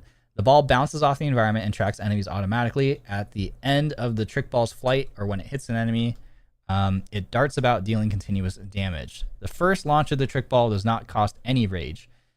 If Lanny is not holding the trick ball, tap F to dash, interrupting weapon attacks. If Lanny catches the trick ball while dashing, you can tap left click to relaunch it. If the trick ball is in flight or attacking continuously, tap V to teleport to it, allowing Lanny to unleash a trick ball bomb by tapping left click. When the trick ball returns to Lanny, or if she catches it, she will restore a small amount of health. Trick Step, immune to grabbing, dragon coils, enchantment, and other skills with controlling effects. So she's immune to CC. That was a mouthful. Holy cow. Okay, so Pop's ultimate. Throws ball. Ball attacks first enemy that it comes into contact with. She can then... I don't even know, bro. This is crazy. They're just getting beat up by this ball. It's really funny looking. So she's holding the ball.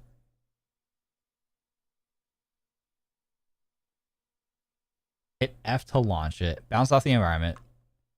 It darts. Okay, the first launch does not count. If it's not holding the ball, tap F to dash, interrupting weapon attacks. If Lanny catches the ball while dashing, you can tap through. Okay, so she can dash, and if you dash to where it is, I think that's what this is showing. So she throws it at this guy. She attacks this guy.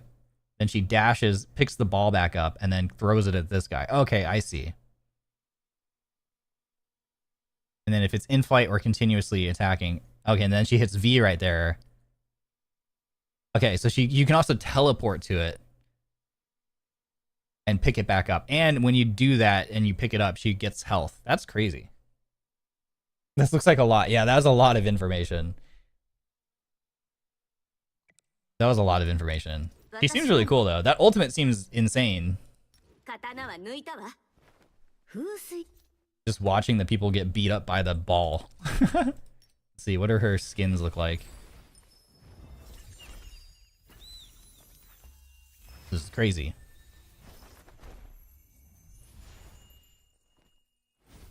Crazy when your cosmetic has its own, like, intro trailer. Whoa, this whole effect is really cool. Whoa, is this what it looks like in game? Like, actually, I wonder? Ow, that's so loud, my ears. Sorry, rip headphone users. Yeah, it looks like that's actually how it looks in game. That's crazy.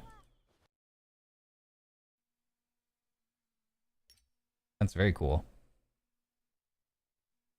I'll be off to snooze. Have a good night. Have a good night. Thanks for hanging. Have good sleeps.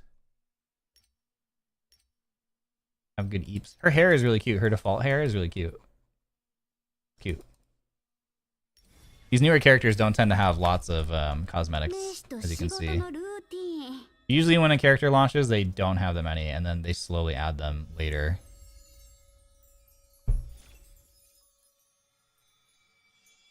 Flashbang warning again.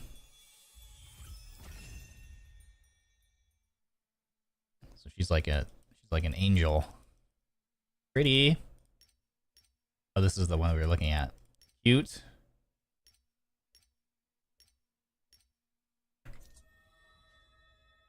So who are the characters that are unlocked by default now? So it's Viper, Feria, Tianhai, Zipping, Yodohime. Wow, Mitari is locked at the start? That's crazy. Mitari is basically Wraith. Put it in Apex terms. She is Wraith. Although, I mean, maybe now she doesn't function the same way. They might have changed her. Flash is in the aim direction. Her attack increases. Can flash twice. When her ultimate is active, tap F to flash towards enemies back. Okay. That was the same as what I remember. Thrusts in the aim direction stops upon hitting an enemy. Charging will allow the skill to penetrate enemies and increases distance and damage.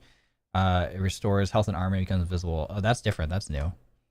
Repels nearby enemies. Resets skill cooldown for all allies and turns them invisible. That's a little bit different now. Gains an extra skill used. Allies can restore health and armor by attacking. Okay. Repels nearby enemies and enhances her skill. After 3 seconds. Gains an extra skill used. Tap to instantly flash behind her target. Interesting. So they changed her a little bit from what I remember. Yodohime! Have they added any new skins since I last played this game? Yeah, this one I haven't seen yet. This one's really pretty. This one's cute. Interesting.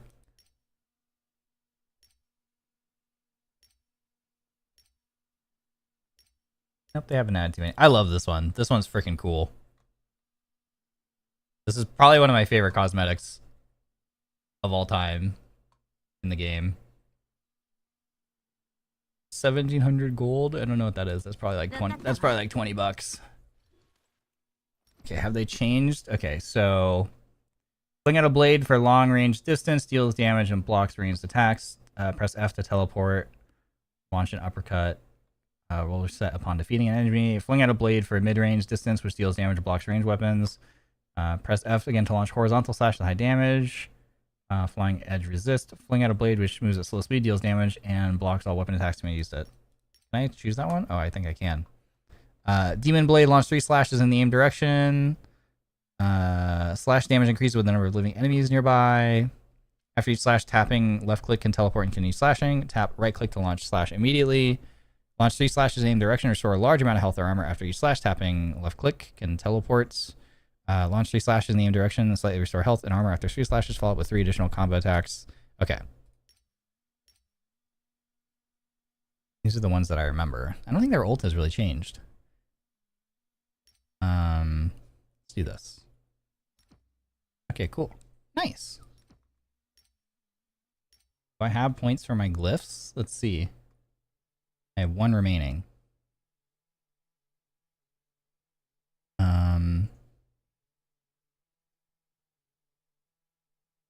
Rage per second.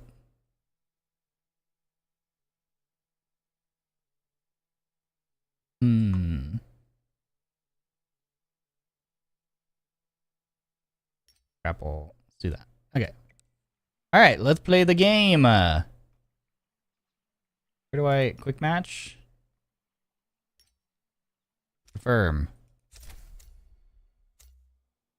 Let's play the video game.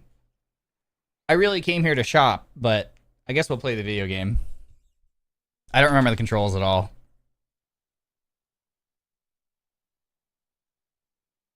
I probably should have looked that up before. It'll come back to me. It'll come back to me like riding a bike, probably, surely.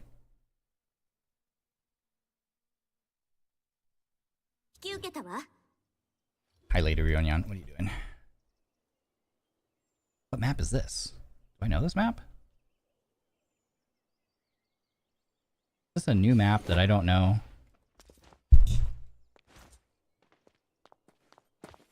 Or is this the... Well, I actually might not know this map.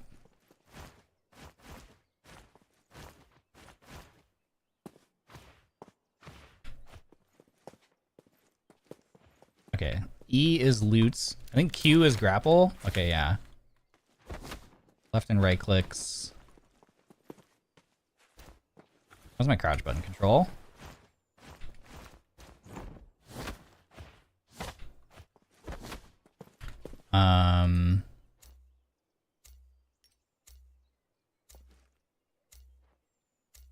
Oh boy. Okay. Let's see.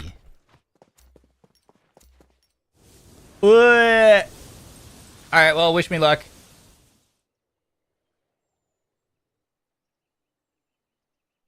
I have a big hat. It's kind of like my big hat, except this one is vertical. There are players that counts below level 20 in this match. They will gain tenacity. Okay, I think it said I get damage reduction and like I got a rebirth for free or something. Okay. Loot, loot, loot.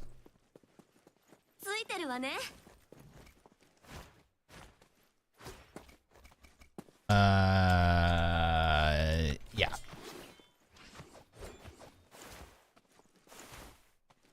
Yeah, I don't think I've played this map before. I think this map must be new.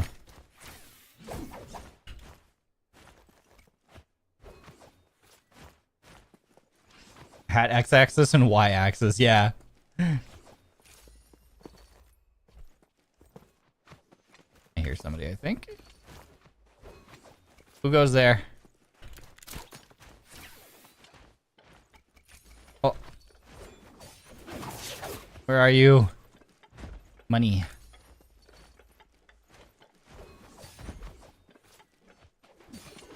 Whoa.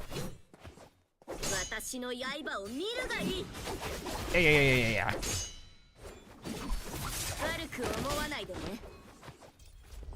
And then I can loot you. Nice. Okay, so quickly to explain the way... Why do I have purple armor already? Did I loot purple armor right off the rip? That's pretty lucky if I did. So to explain the way that combat works in this game, I think it is maybe somewhat comparable to like how some fighting games work, where it's like a rock paper scissors kind of style of combat, where there's basic attacks and there's charged attacks, and there's parries, like you can parry people as well. So your basic attack, you know, just is like your basic auto attack when your character is not glowing blue.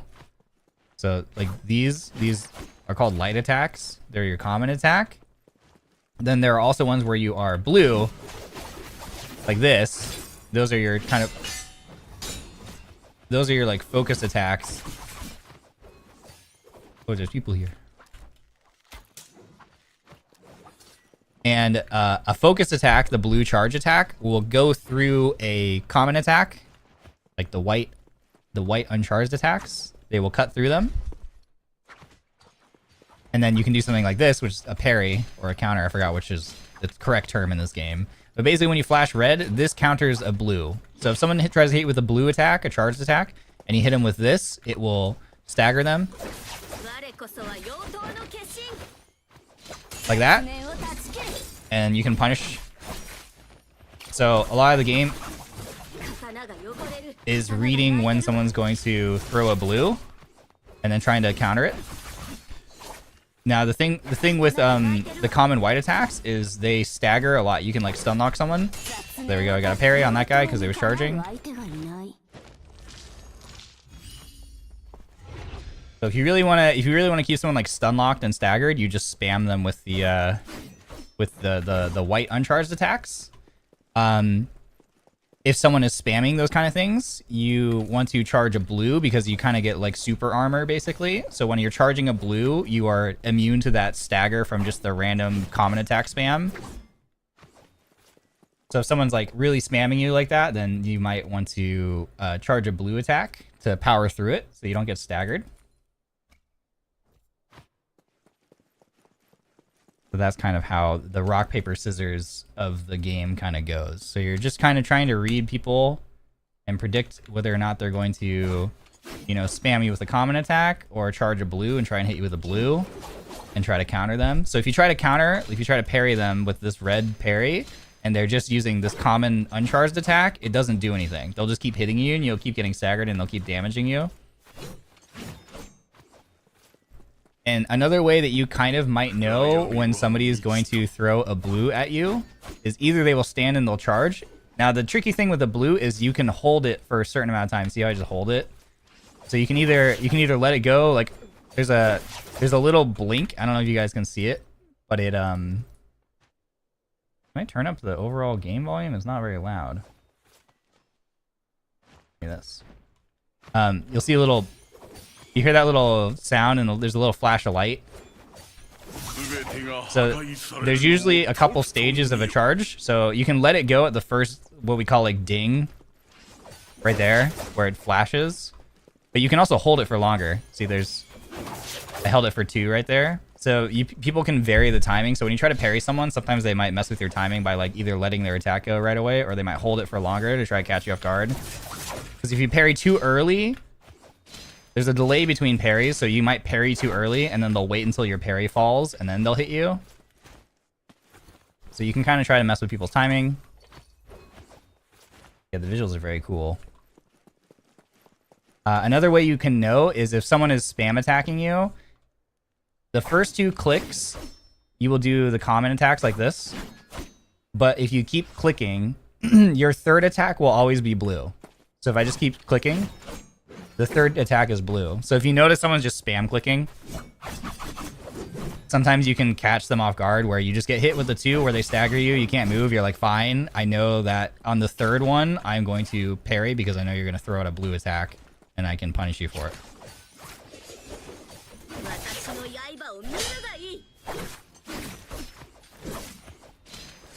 I think they canceled right there. So there, they were charging, and I went for the parry, but the timing was incorrect, so I still got hit. But I think what they did is they actually canceled it, which you can also do. So you can bluff by charging, but then you can interrupt your charge without throwing the blue. Because like if your opponent knows you're gonna throw a blue and they're gonna counter you, you can actually bait them by showing that you're charging and then do an animation cancel and then hit them with a regular attack as well. This is what that person did. Oh, I shouldn't have gotten away with that punish. And then what just happened right there is they were charging a blue, but I also charged the blue and I let it go before them. So I hit them first.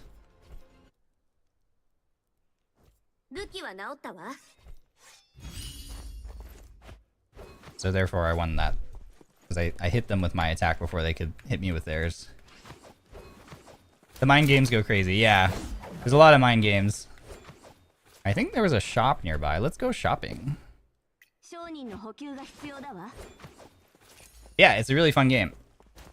And honestly, it's like, I used to play it a lot at like a fairly high level, but it's been a while. So don't get too overwhelmed by all the explanations, but that was just for people who are interested, who maybe are like, want to know a little more specifically about how the game functions and the combat functions. If you want to just jump in the game and just spam attack, it's very fun. When you're a new player and you don't care about any of the like high level stuff, it's just a very fun, straightforward spam attacks. It's very fun and enjoyable to you just literally, especially when you play with friends, if you play the team mode, you literally just gank people. You just run up on them and everyone just spams. You just spam your left click or your right click and you just bully people. It's funny. Solos, you have to be a lot more, you have to think a lot more about a lot of the other things I was talking about. In the team modes, it's less so. Oh, see, I threw my... see there, I threw my parry too early and she held it for longer, so I got punished. There we go. So parrying has a really high payoff, but it's really risky if you mess it up. Because if you mess it up, you're locked in that animation, and then they can just do whatever they want. So you just have to be careful. I should buy a weapon bag, maybe. And there's a lot of like little niche like movement tech and stuff in it, which you guys know me. I like my movement techs. So this game appeals to me in that regard as well.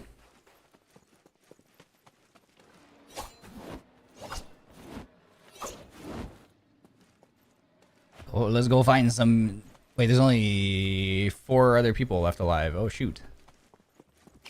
Oh. And you have grapple hooks, and every video game should have grapple hooks. Everybody knows that. I don't remember how to do the combo. Well, and it also has things like iframes too for people who are familiar with like fighting games and stuff and like dodging and whatever. There are iframes and stuff in the game as well. So there's different kinds of dodges, we call them, or if thinking of like dashes is an easier term.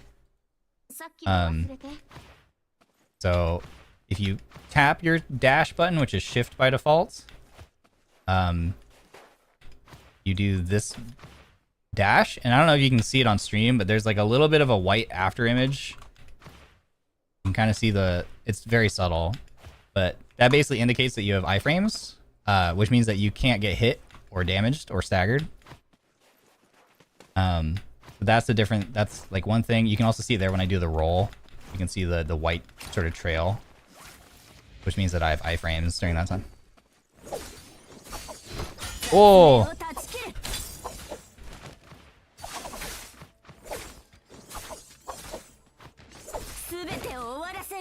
That was lucky. I did like I managed to get a jump parry. So I locked myself into a attack animation, and I was able to cancel it by jumping and parrying and caught her blue.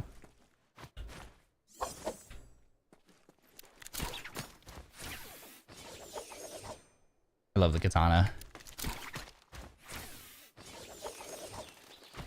And there's like these little like niche movement things, like you can cut. Oh, frames. You can do stuff like that and like fly. I forgot what they call that. I think it's called like, I think it's skywalking, I think is what the name of the tech is. I think it's the name of the tech. I forgot.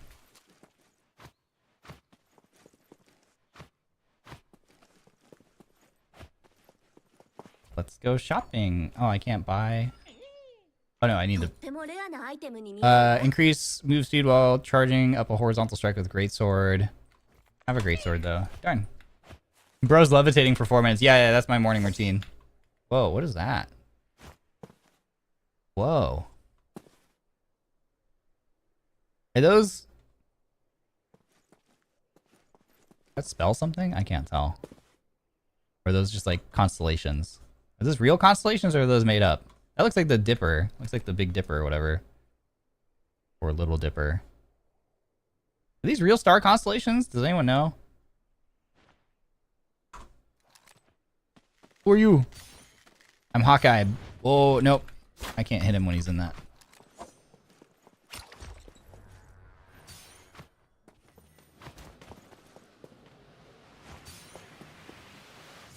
Ah, he didn't come around the corner.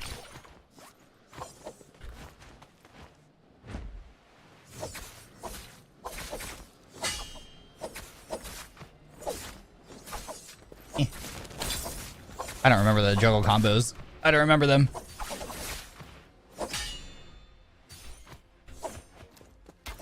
Ow.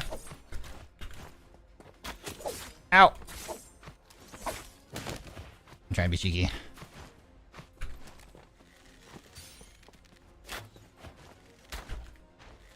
I play Hawkeye in Marvel Rivals.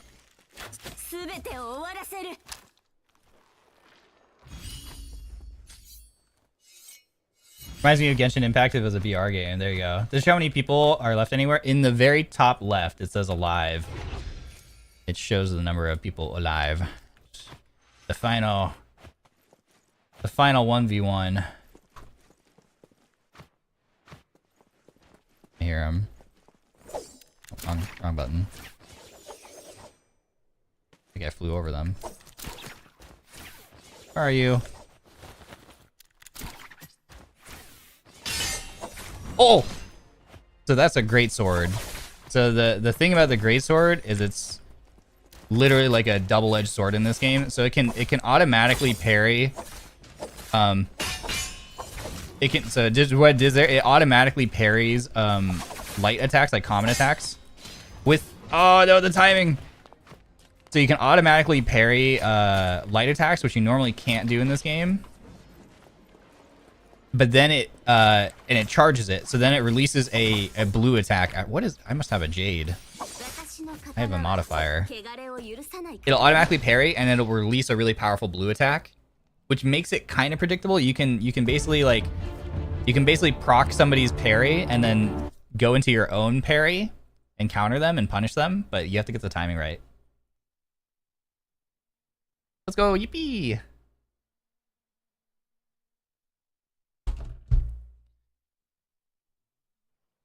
That was a bot game, I'm pretty sure, just because I haven't played the game in so long. It will be scary when it starts putting me with real players, because the people who play this game are very, very good at it. They are scary good at this game.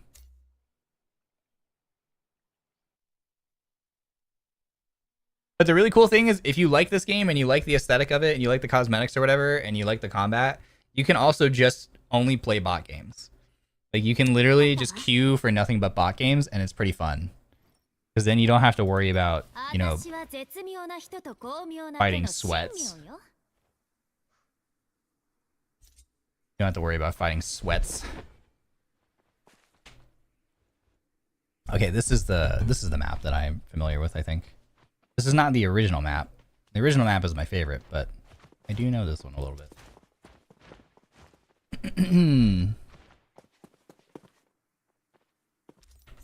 Yippee! Oh yeah, and there's a lot of really cool character customization as well. It has like a full-on character builder, and if you want to edit like your appearance, like hair, facial features and stuff. I've seen like handsome Squidward in this game. I've seen Pikachu made in this game. Like, people go kind of crazy.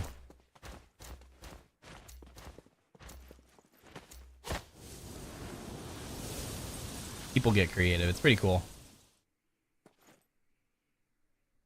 I've never been good at it.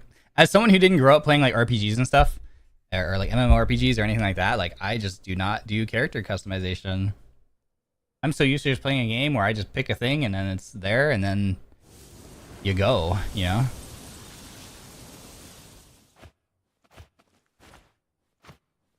Give me the loot. Oh, the fan. This is a new weapon that I'm not familiar with. How's the fan work?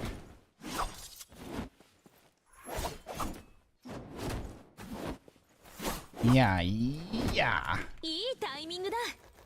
Oh, spear. I do know spear.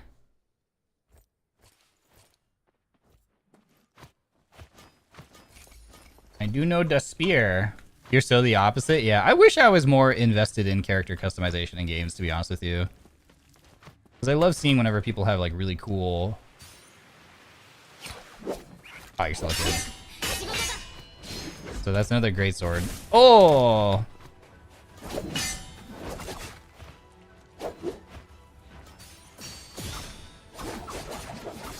Okay, that still is a thing in the game. Okay, cool. So spear has a... Oh, nice purple armor. Spear has a special... Some weapons have, like, special attacks if you land them. So spear has one where if I do this and I release it at the second ding, the second flash of light, at the correct time, it will do this lunge attack. And if you hit someone with a lunge attack, then you can chain it into, like, an uncounterable, like, left-click spam attack, which is what I did there. Like this. Nice. So also, if you like games that have, you know, different weapons with different, like, cool abilities and stuff that you like to learn. Oh, okay, so this is the fans. So if I charge it, it throws. Okay. Interesting. Okay, that's cool.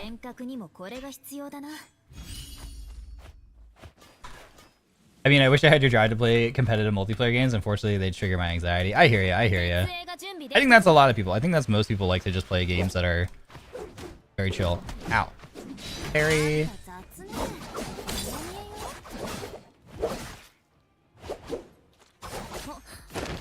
And that's okay. Ooh, Dragon Roar. Nunchucks. Alright, we need some nunchucks. What does this one do again? Builds Biting Fury. Alright, I think this is a cool one, but I don't remember what it does exactly. Alright, time to find some Nunchaku. New side mission. Oh, and then what these are these are called Soul Jades. They're basically just modifiers. So there's a bunch of... You can find different types throughout the course of the game, and like some will give you bonus attack. Ow, I got my ass kicked right there. They will give you like more health or damage reduction or bonus attack or like different things like that. And then some of them, like this gold one, like have really powerful effects. To the point where usually, like, if I get one, I will run that specific weapon. Just, even if I have, like, a higher tier of, like, a certain weapon, I will run the one that the Jade goes to. In this case, I'll use the... Alright, so how does this one work again? Okay, so there's a meter on my screen. Hints. I don't know. I don't remember how the nunchucks work. I don't know how these work. I don't remember. I know that there's this bar on my screen, and like if the meter is full, then I can do a special kind of attack. But I don't know the... I don't remember the button for... Oh my god, a gold spear is crazy. Oh, and a gold dagger. Holy cow. My kingdom for gold nunchucks. Sorry, we got blue ones at least. Those are better. We got some upgraded nunchaku at least.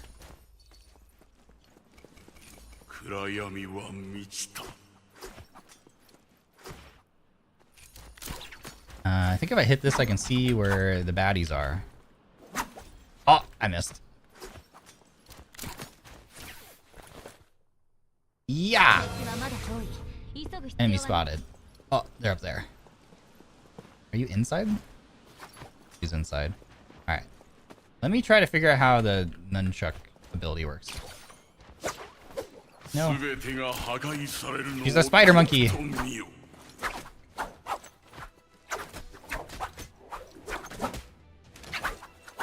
I don't remember how this weapon works. Oh, there it is. Oh!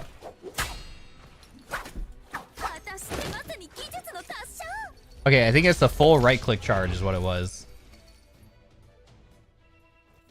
Yeah, Naraka. We couldn't get Need for Speed to work, sadly, so... We out here... blading our point, you know?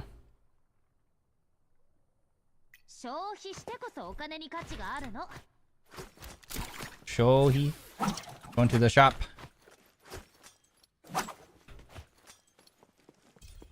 Let's go shopping. Alright, cool. Are there any... I guess there's like bounty contracts that let you see where somebody is on the map. Let's see if we can find one of those. I think it's one of these. Let's do this. Ah, hello. Oh yeah, this is... It's... Oh my god, the bonk. Oh, and it's ranged too. I'm not even like touching her. This is my aura is too overwhelming. That's crazy. That is the power of the modified Soul Jade. Yeah, who up blading they point? If I can find a higher tier nunchuck, that'd be really good. If I can find a purple, or especially if I can find a gold, we'll be cooking. What is this? I don't know what that is. What is this? I don't even know what that is. Yeah, that was this thing. So this changes its... It alters the attack. It makes the attack more powerful.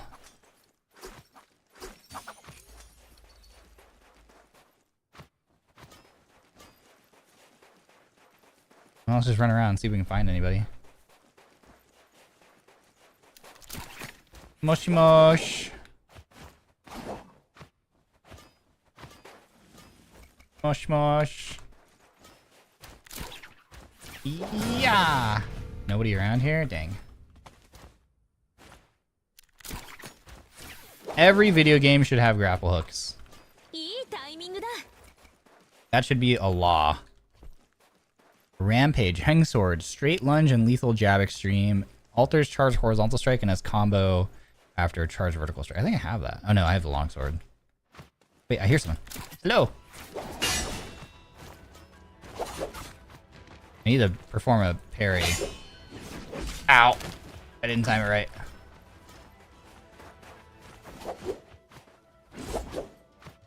Oh.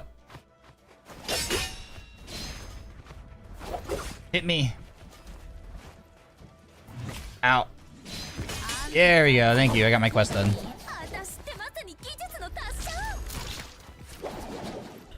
I needed that for a quest.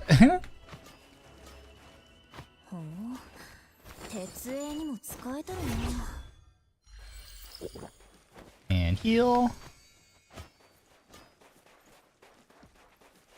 And like a traditional BR, you have a shrinking safe zone. Just always keep moving to the new safe zone.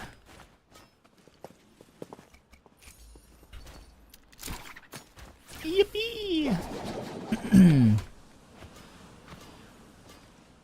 And you can play trios and duos and stuff if you want to play like squads as well. Man. I just want a better nunchuck.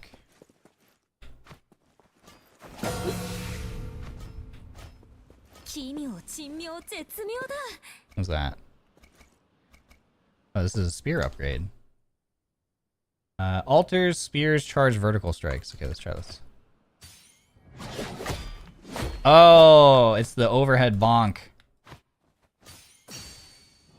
Bonk. Alright, that might be pretty good too. Pretty good with my gold level spear. Can do some heckin' damage.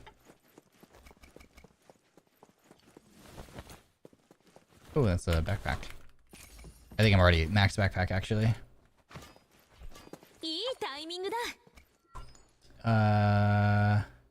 Ripple step. Rolling briefly provides stealth. Okay, let's do that one. Forgot how to roll. Oh, there we go. Yeah, I go invisible for a second. Hello! I'm gonna overhead bonk you. That was the wrong... Nope, I did the wrong attack. Bonk. Bonk. Bonk.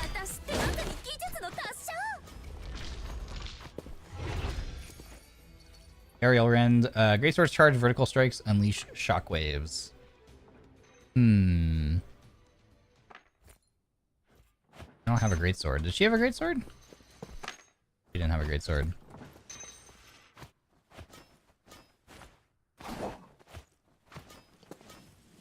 It'd be fun if we can find a greatsword. I like the greatsword. Kurayami wa michita. Kurayami wa michita. I heard someone. Oh, hi.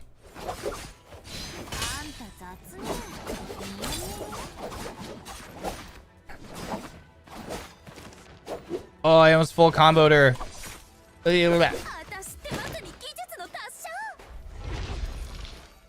Oh my god, and Earthshaker. Okay, okay, wait, hold on. Now I really need to find a greatsword. We got the funny one. We got the funny Jade. I need a greatsword now.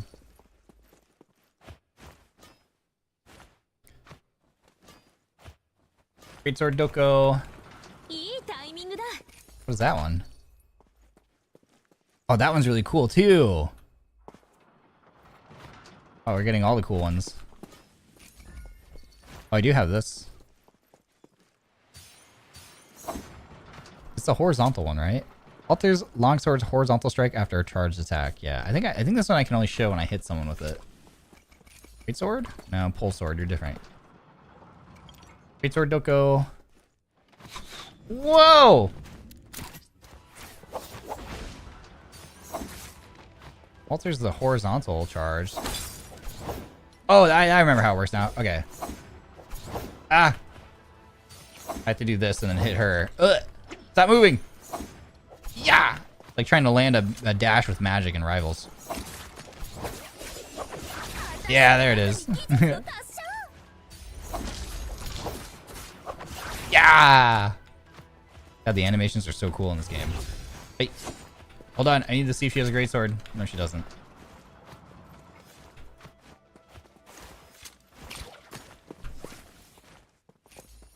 No, it's a pole sword. Stop hitting me. You know what? Wait now. I want to find the great great sword. Blah, blah, blah. It's only a white one, but it's fine. It's gonna be good enough to show. All right. Let it rip. Whee!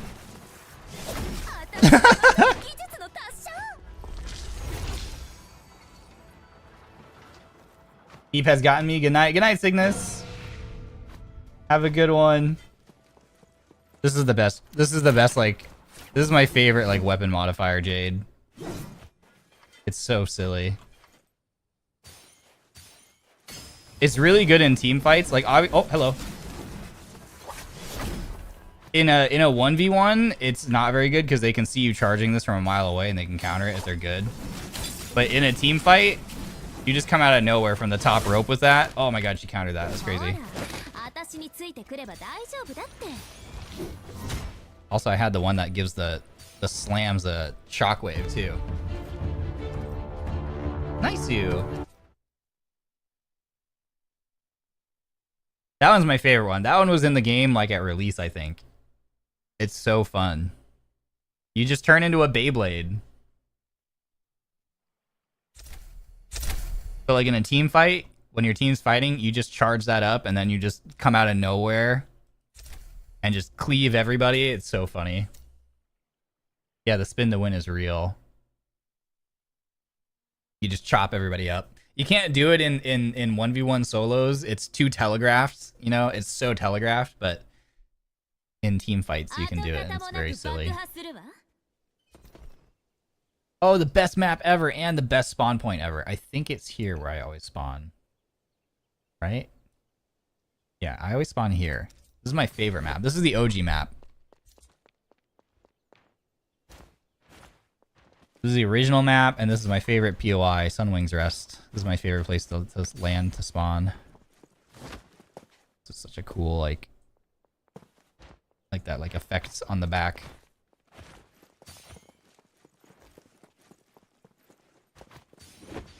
Which Viper skin is this? This one's pretty. That one's pretty. Another Viper skin. The cosmetics in this game are so good, man. Holy cow. I could do that in real life. I could do that. If I had a grapple hook, I could do that. Literally, I could levitate for 4 minutes. If I had a grapple hook, you know? I could grapple hook to a tree and then levitate for 4 minutes through the air if I wanted to. No cap. Alright, superior spawn points of all time. Oh, the claws. Oh my god, I'm Wolverine.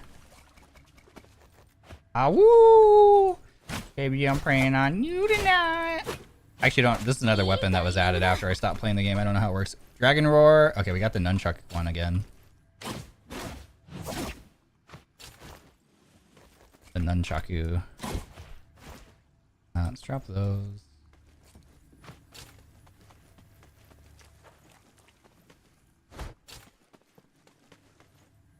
I need to test my Wolverine claws. Yeah! Yeah, yeah, yeah! Yeah, yeah, yeah, yeah. Tank Buster.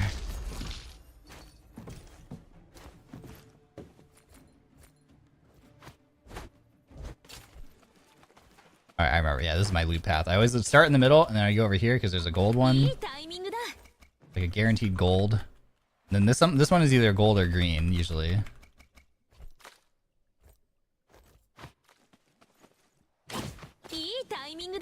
Baby, I'm praying on you tonight.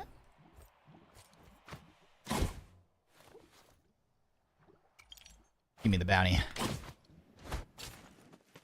I hear you.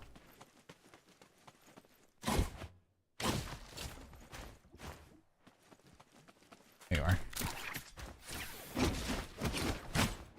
Hey, quit running. Oh, nice. Okay, that's cool. Oh, wrong button. Oh, that's cool. Okay, so if you do this. Oh, you do like a force push at the end. Ah, cool. All right, I'm gonna have to try that on somebody.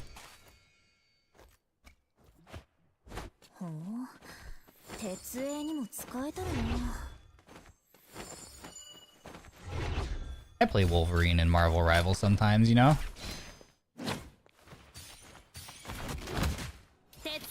Oh, she is a fan. Force push! Yeah! This is a cool weapon. I like it. If Ryoji-san can levitate, how to grapple hook in a bowl of sparkling ice water. Yeah. Okay, purple armor, huge.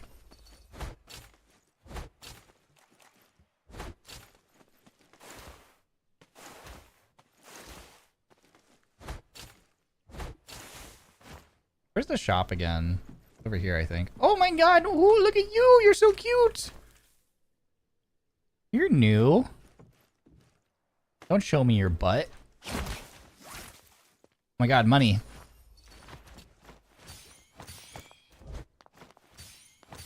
Where are you? Oh, you're up there. Boom. Oh, I was off by just a little bit on that timing. Oh my god, that range.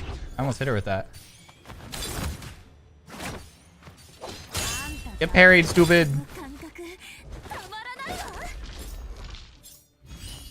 God, that kick is so powerful. Holy.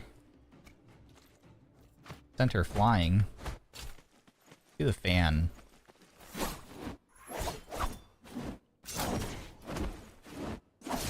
Wait. How am I doing that?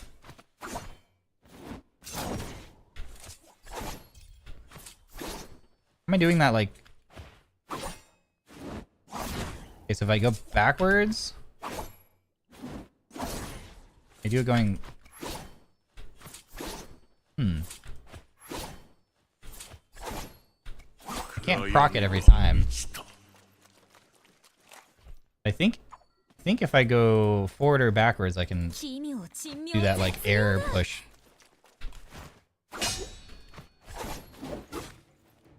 Ow.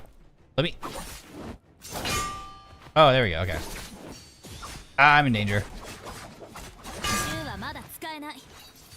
He made me use my ability.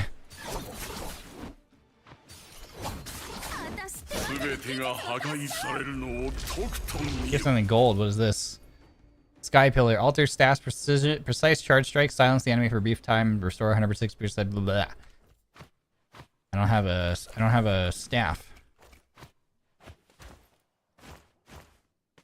Spear is not a staff. They're similar, but...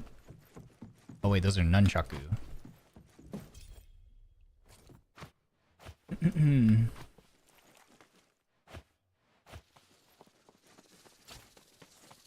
Whoa!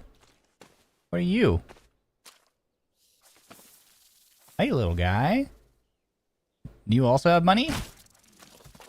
Just grapple hooks. Okay, so they drop loot apparently. Little critters. They drop loot.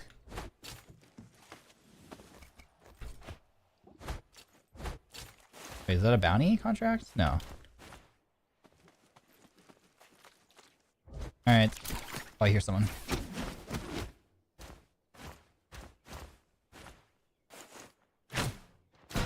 Oh, they're there. Techie got you do.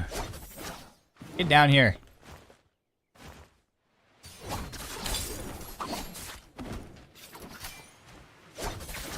Oh. Oi! The fan is cool. The fan's fun. No, I'd follow the animals around and forget about the game. I know, they were cute. They were cute. I was curious. I had to do it for science. I'm sorry.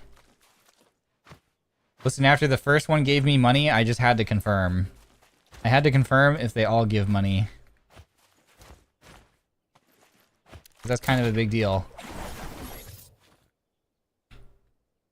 Oh, can you not do the skywalk?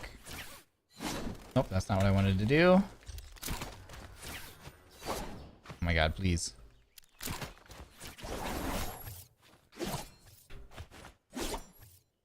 Oh, you kind of can, but there's too much of a delay. You kind of fall too far. What about these? Can you... I don't know. Oh, that animation was sick.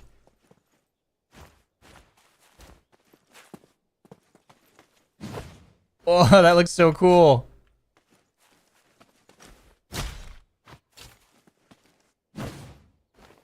Alright, what about the fans? That's not as cool. So you can do like... It's essentially this game's wall bounce tech is you can jump onto a surface and then left click off of it to do like that dash. You can even do it off of like ceilings and stuff. It's very cool. So I can do like that. Oh, I hit her.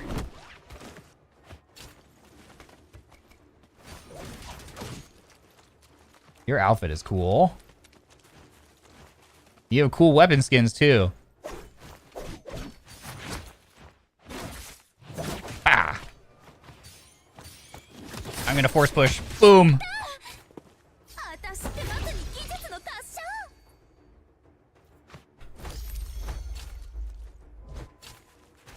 Yeah, you can traverse the map. It's really cool. Like, I love games with like little movement text like that. You just like jump onto a surface and then left click. Whee! Or you can climb trees this way too. I think. Yeah. I'm going up a tree backwards, which seems incredibly unintuitive, but...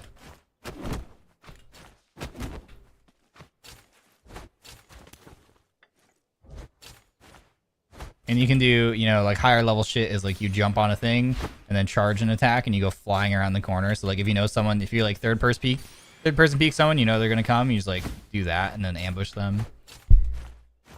Cool little things like that.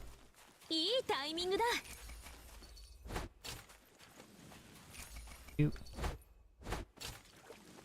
Oh, the gold.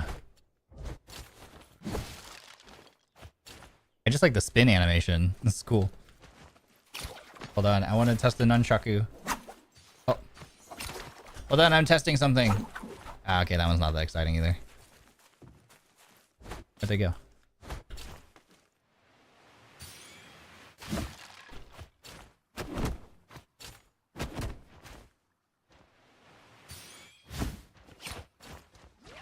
I hear you.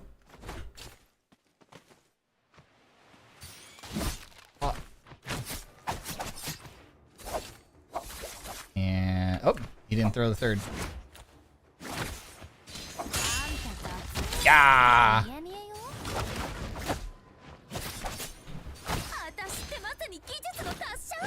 Thanks you. These weapons are fun. The little like Wolverine claws. I like these. They're silly. Loot box. Sky punch, fist blades, enhanced uppercut strikes. Okay, we got it. Enhanced uppercuts. All right, it's time to hit him with the 1-2 uppercut. Pop. I mean, I'm assuming that's what these are, right? Fist blades? These got to be fist blades. Oh no, I read the wrong thing. Alters fist blades, crouching and sliding vertical strikes. Wait, sliding vertical strikes. Right? Okay, hold on. Oh, okay, yeah, it is different. You like actually launch them.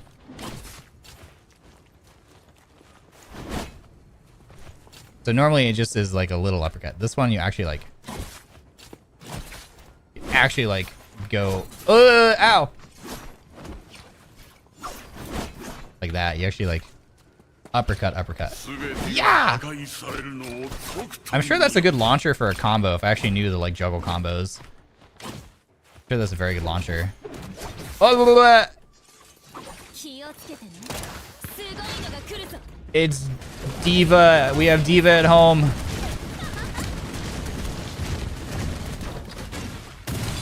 Blah!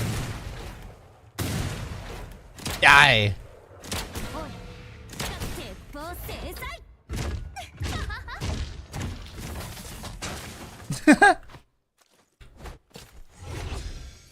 Oh, and then I found the staff. That was his character's ultimate. Okay, so what is it? How does this work again? Alters staff's precise charge strikes. Okay, so that's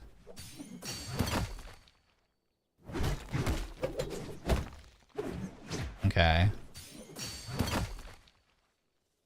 I think it's the thing that lets me just like stand like this, right? Where are you? Get over here. Foot wall running.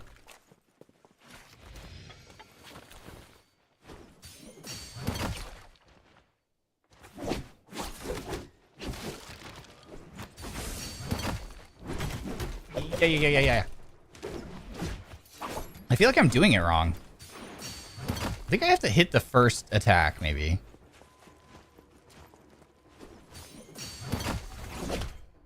Nope, that wasn't it. Oh, there we go. Yeah, that was it. Yeah. It silences them too. That's really crazy.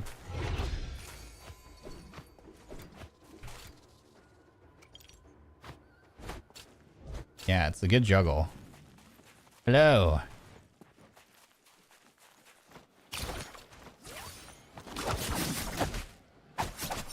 Ow! Baby, I'm praying on you tonight. Yeah! Oh, I missed. Sliding uppercut. Nice. GG. I wonder if it's ever gonna give me a match with like real humans.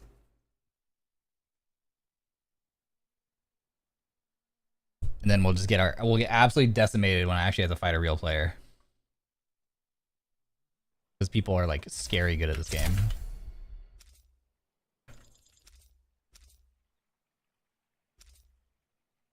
What was that?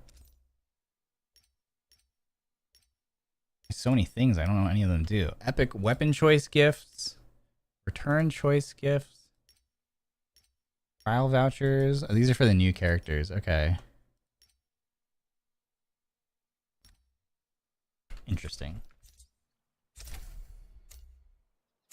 Yeah, this is a... Maybe I'll queue for a squad game and see if it'll give me real players.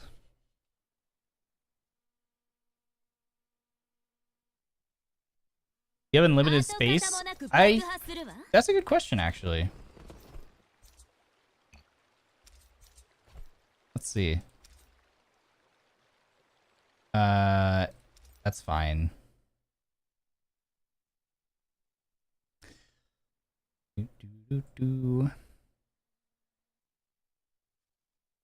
That's interesting. They like they punish you for abandoning games. That's pretty cool. All right, let's see if we can get a match with some humans.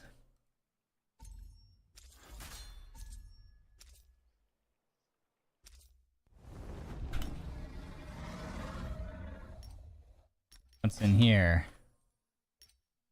Oh, this is her outfit. You could win. You can unbox that one. Pretty. Ooh, that one's pretty crazy looking.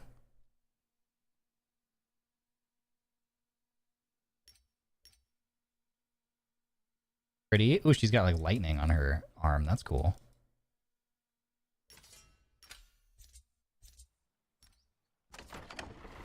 What do we have in the loot boxes? Oh, this one's so cute. Look at the hat. The hair is cool too. Pretty. Oh. Light mode versus dark mode. How does that work? I wonder if you can like, I wonder if it transforms mid-game or like, how does that work? Equipping with the extreme outfit Midnight Mischief will trigger a color changing effect. Oh, so this is the hat. So the outfit is separate, I guess? Or no. This is for the outfit and then... Oh no, so the hat is different. It's separate. Oh, that's crazy. That's how they get you. So it's only a chance to win the outfit, but then you need the hat separately to get the color change effects. Which I'm sure the hat is probably hard to get too.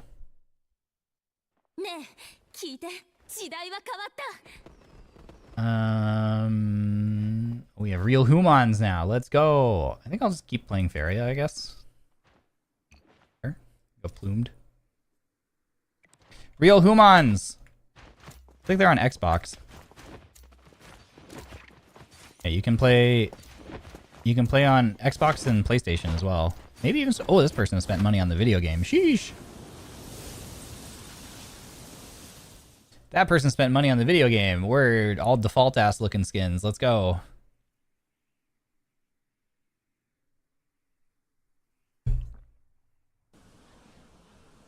Imagine spending money on video game cosmetics. I would never. Why am I in the sky?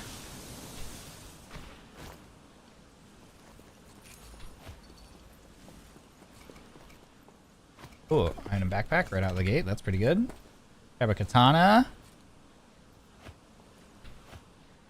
Ooh, gold.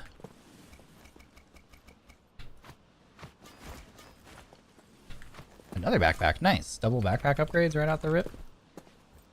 Actually, let's do greatsword. It's for team mode. Okay.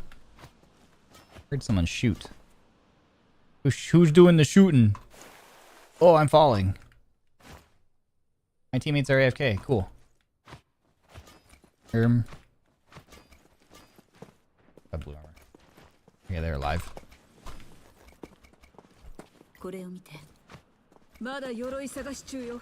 It's my gold loot. My gold loot. You can't have it. I saw it first. No enemy in sights. I should ping that armor for them. Do I ping again?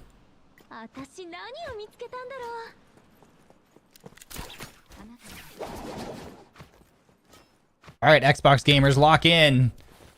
Lock in. Let's get this W. Enemy spotted. They seem ISO'd.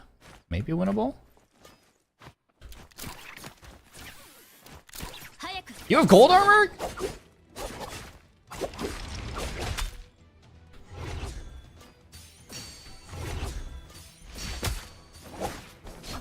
Oh, get parried, stupid.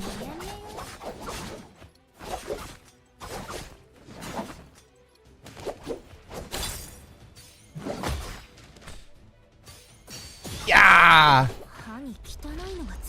Give me your armor. Nice. I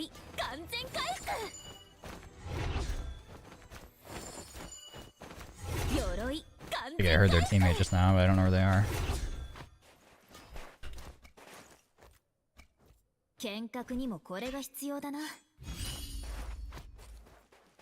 Alright. Nice you.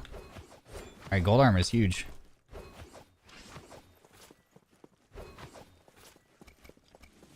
The health like really matters in this game.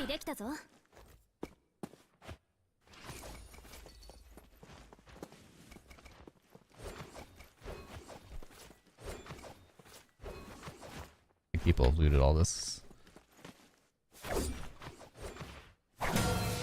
No enemy in sight. Oh, this guy got defeated already.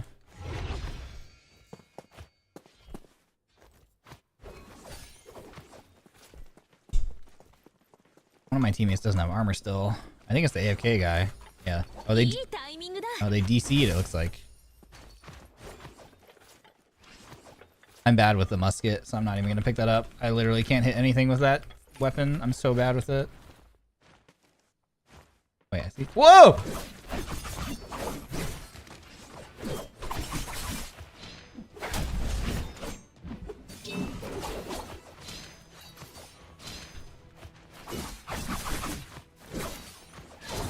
How'd that parry not work? Oh my god, she's just spamming parries. I'm just gonna do that. Ooh. Okay, bows I can hit shots with. So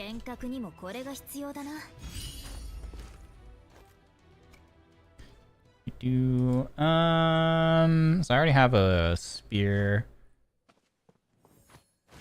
I have no idea if staff is better than spear. Hello, hello, me.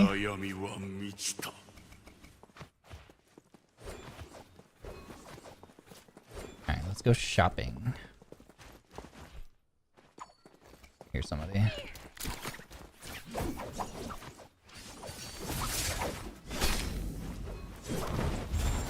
Oh, you're the new character. Whoa!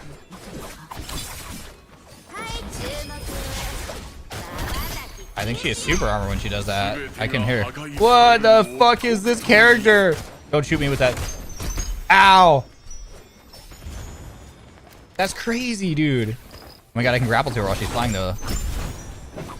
Wait, this character is insane. What the fuck is this?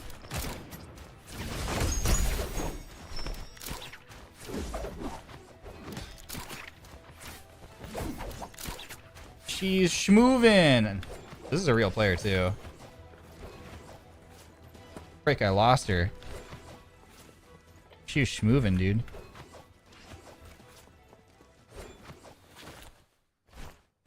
That character's crazy.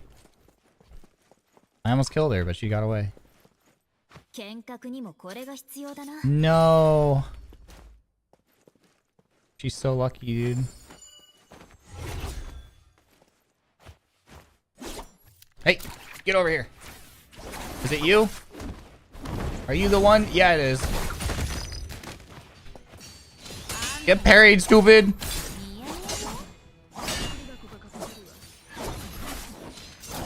Yippee!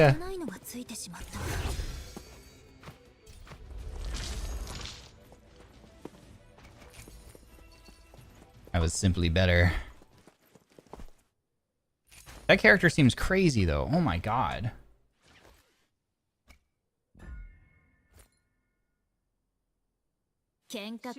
Oh, I have oh, this one's fun. This is a fun one. I need some repair kits. There we go. This is a fun ability.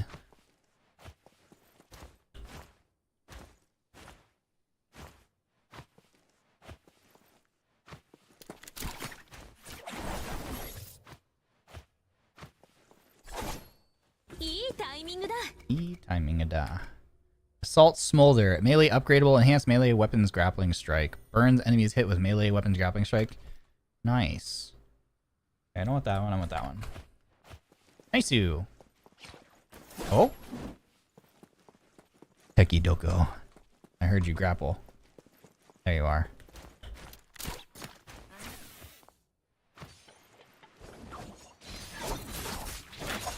Yeah, see, so I can switch weapons after... Oh, you're so lucky. There we go. Get parried twice. So I can switch weapons after I hit with a melee, and then it does like a cool... It does this. It does like a cool ranged attack. So that's neat. Oh no, our rando, our AFK rando. I just saw a guy. Our rando got murked by somebody. I'm coming, friend. Oh, you win those. Sheesh. Nice. Purple armor. Can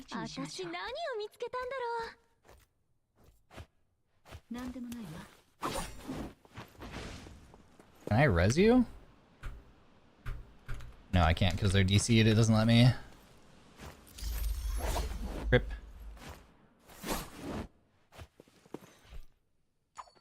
Let's see. I need to unlock one more Jade slot, and then I can Gamba twice. Advanced heal's good. Okay. I think this like makes my things like heal over time, but they're more effective, right? Yeah. Alright, we gotta go. Wait, actually, I'm gonna go get the care package. Maybe there's a Kraber in there. I think I literally just hurt a guy, but I'm not gonna worry about it. I have a care package to attend to. Oh, my frames! There's literally so many people here.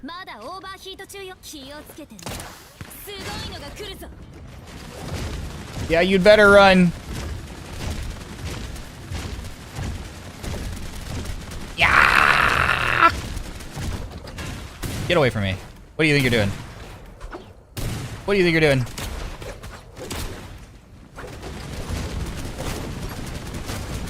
I think there's a way to like stomp, yeah.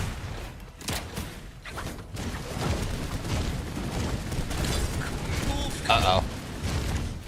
Uh-oh. That's not good. Run. Uh-oh. That's not a real tree. I got jebaited. No, let me loot this. It's probably been looted already. Ah! Oh.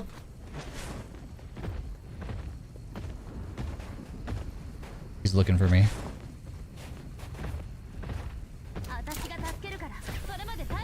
Oh, I'm coming, teammate. I got the ripple step. Hey, you quit. You're so lucky. Oh, I'm gonna get ganked here.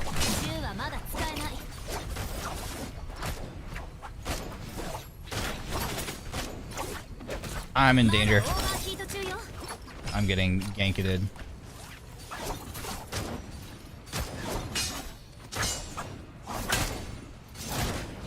Oh, no, she hit the freaking German suplex on me, bro. I'm dead.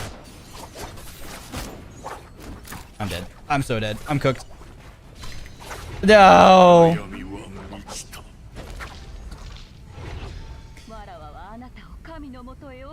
She hit the freaking WWE move on me.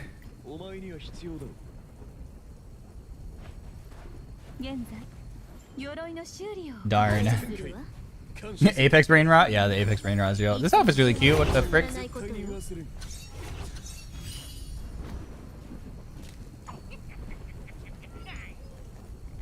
Nice try. The snare drop was sick. Yeah. She has like there's like gold jade that modifies. I think it's the dagger. Yeah, she has this one. Oh, she had Skyforce too. That's crazy. She had her things were too powerful. Her upgrades. Let's see if she does it. Yeah, right here. From the top rope.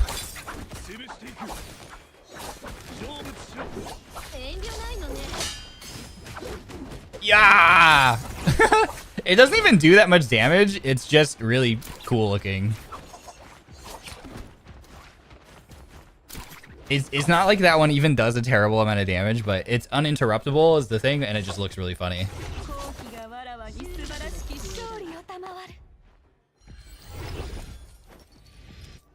It's just a cool move. It looks cool. We're doing teams now. Yeah, I wanted to fight some real players. So the solos, I was just getting bot games because honestly, solos is in my opinion, solos is where the real high skill ceiling is. But because of that, a lot of people kind of will avoid it because they know that's where the really good players go. So squads is, oh sorry, I just bonked my phone into my thing. Squads is where you'll get a lot more people playing the game because squads is a lot easier. It's a little less punishing. You have there's so much stagger that happens in the game. It's really easy to stagger people, and it's really easy to just gank somebody. Like if you have two people attacking one person, then they just kind of don't stand a chance at all. You know what I mean? Back to Yodohime. Oh, hey, Malim, what's up, man? Thanks for the raid. How you doing, bro? Thank you. Hope you had a good stream. The Malim.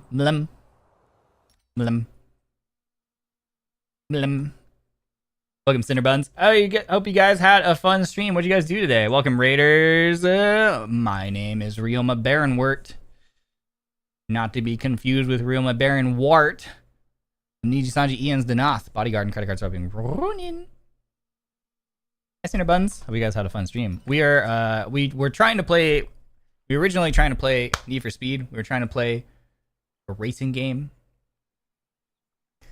but I couldn't get to work. A confession stream, and he ate spicy curry. Oh, how does he, Milim? How do you fare with spice? Are you a spicy food guy?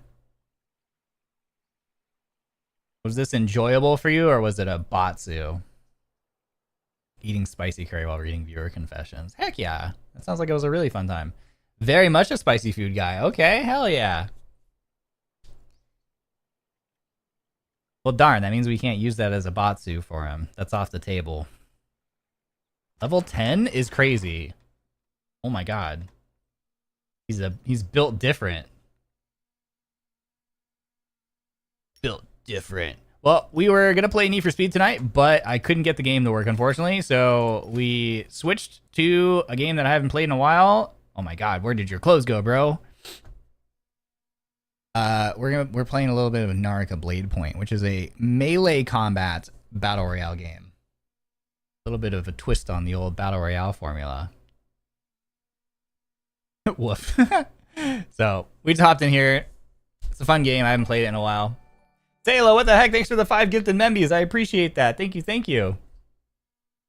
Thank you. Thank you. Welcome, new membies. If you sniped a gifted membership, enjoy your emotes and your badges. Don't forget to head over to the post tab on the channel and claim your wallpaper. Thank you. Thank you. But yeah, this is NARAKA BLADEPOINT. It's like, kind of imagine like a fighting game, but in a battle royale setting. And it has really, really, really awesome cosmetics. So while we matchmake, I'm just gonna do a little window shopping, you know what I mean? Yeah, it's a BR. Yeah, it's a BR game. But welcome, friends. I am your resident Apex basement dweller, but I also play a lot of different games. I'm truly on my variety game streamer arc right now. I feel like tomorrow, well, later today probably for most time zones, we will be playing Project Diva Mega Mix. I'm really excited to play Project Diva. Sunday, you know, we're gonna be playing some Project Zomboid with the boys. Project Zomboys, even, you could say. Stuff like that. Which character do you like using the most? You know, I've played a lot of Yodohime in my day. I actually used to play a lot of Valda. I was actually ranked 69th, like, on the leaderboard as a Valda main for a while back in the day when she first came out. That was my goal. I got to rank 69 and I stopped because I thought it was funny. I used to play a lot of Matari as well, but these characters are locked now. Like, a lot of the characters I used to play are locked for new accounts. Yeah, I like Kurumi. I used to play Kurumi mostly because Kurumi is just cute, and it's fun to play the healer. It's fun to play healer in this game, I think. But I think we will play some Yodohime here this game. He has a big hat, much like I have a big hat. Why are they choosing to follow me? Why do I have to choose where we spawn? This is crazy. I kind of want to spawn Shipwreck, but this is where all the sweats go, so we might die right away, but fuck it, we ball. I'm very excited for Zomboid. I hope you guys are too. Tomorrow's Project Diva has me hyped. You're really good at it. Oh, thank you. I don't know if I'm really good at it, but I'm not really terrible at it either, I think. Yeah, we ball. Yodohime is good for beginners. I play Yodo because I think she's pretty. Straight up, this character has some of the coolest cosmetics, I think, in the game. I like her hair is so long and so cool. The pointy hat is kind of funny, but, you know.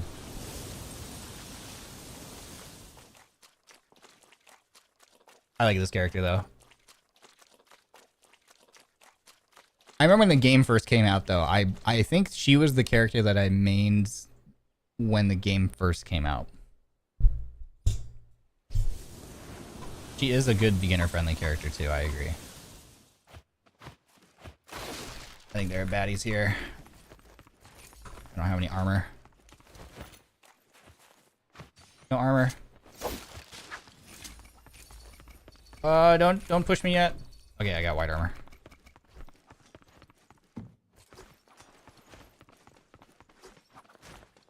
Where's my team? Stick with my team. This guy has spent money on the game. He scares me. You look kind of like a noob.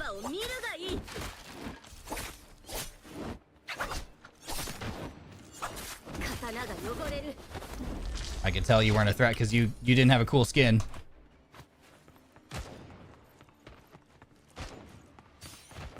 Where's this other person that I hear running around? Where's the one who has the fancy skin? I'm scared of them.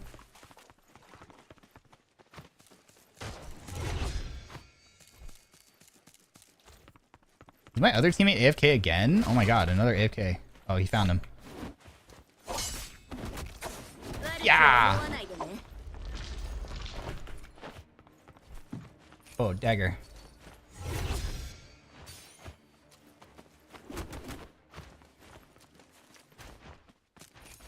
I hear her, but I don't see her. Tekidoko!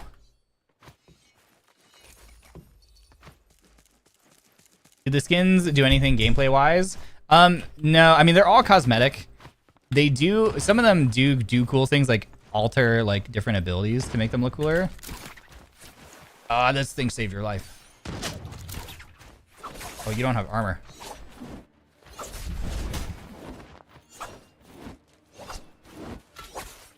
Who are you? You like Wraith? You like just phase warp like Wraith. Yeah!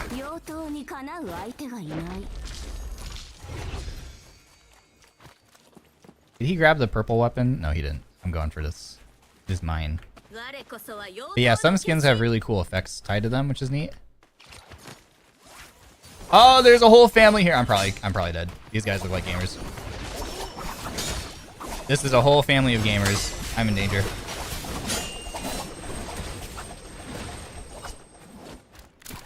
This guy is low. I might be able to kill this guy.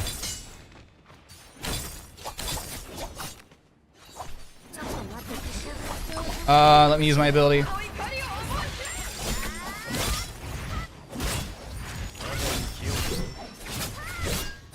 Okay, I killed that guy. Oh! I had to pop ult. Let me get that loot. Oh! I'm gonna heal. Oh, good parry.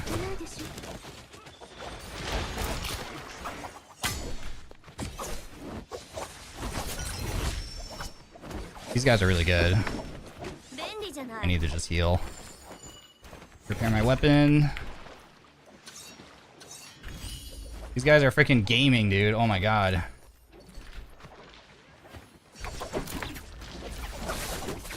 Oh, I walked right in that one.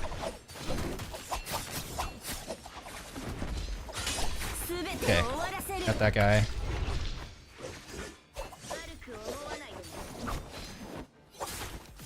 Oh! Oh my god, what the frick? Nobody has better armor. Okay, blue armor, huge. I was just looking for armor upgrade there. I don't know how we survived that.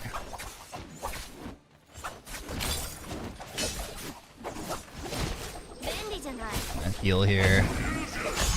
Oh my god.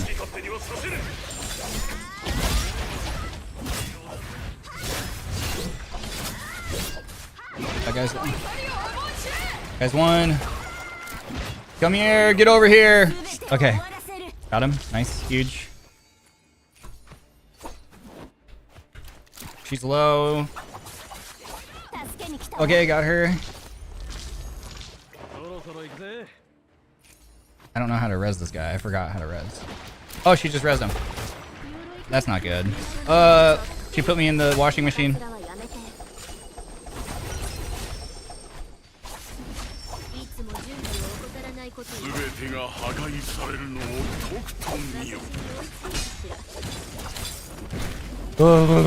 This is so intense. These guys are gaming. Hey, oh, that's my teammate. I thought you were a bad guy. Get this guy. He's low.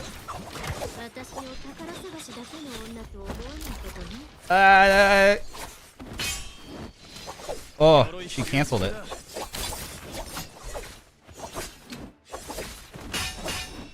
Yeah. Okay. Dead. Holy heck, that was insane. Hey, give me my purple thing back. You stole. Holy crap, chat. Okay, well that was a pretty good demonstration of what this game is about. Holy heck, man. So yeah, the squads mode gets crazy because these things you can res. I forgot how the res function works, but like you get like one free res at least, I think, in the early part of the game. So that people just kept respawning, and then you can also res your teammates if they don't bleed out. So I think some people were probably just resing well before bleed out timers happened. Holy crap, man. That was crazy. Oh my god, I have a giant candy cane. That's so cool.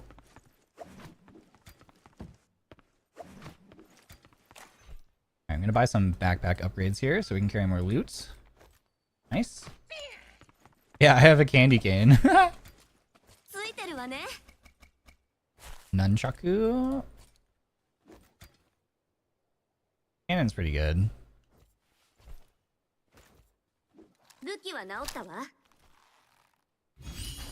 Cannon is good. Oh, what the heck? Hawkeye. Yeah.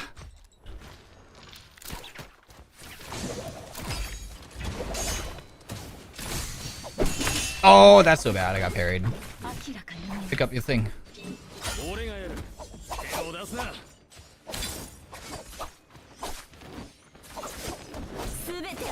Nice. Oh, I tried to yoink the purple armor. I couldn't get it.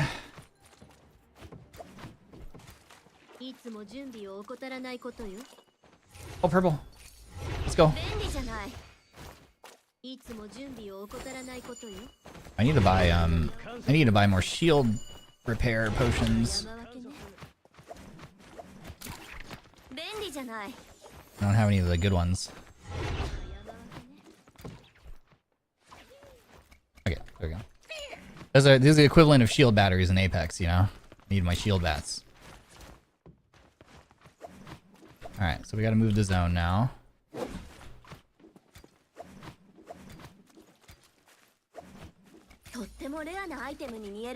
Purple bow. I already had, but it just refilled my bow because it was low on ammo.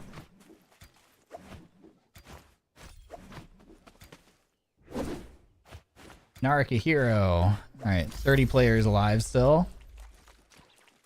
My teammates seem competent. I think they've been winning their ones, so that's good. Wait, you're not a friend.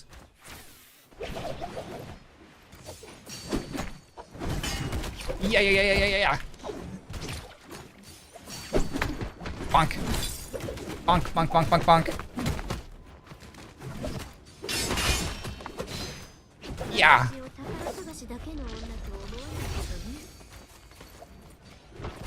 Oh, what the?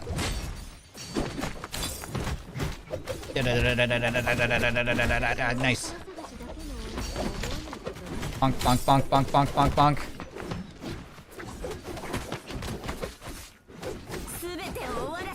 Nice you. Let's go. Izzy, thanks for the 5 gifted.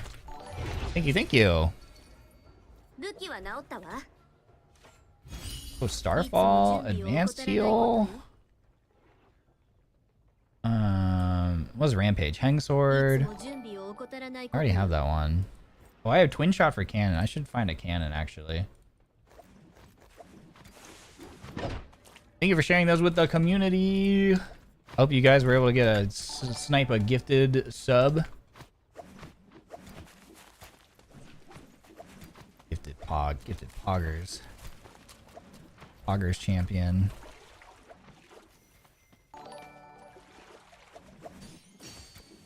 Enjoy your emotes. Don't forget to get your wallpaper from the posts tab. The community posts tab. Who the frick is this guy? Yeah. Where'd he go? Yeah.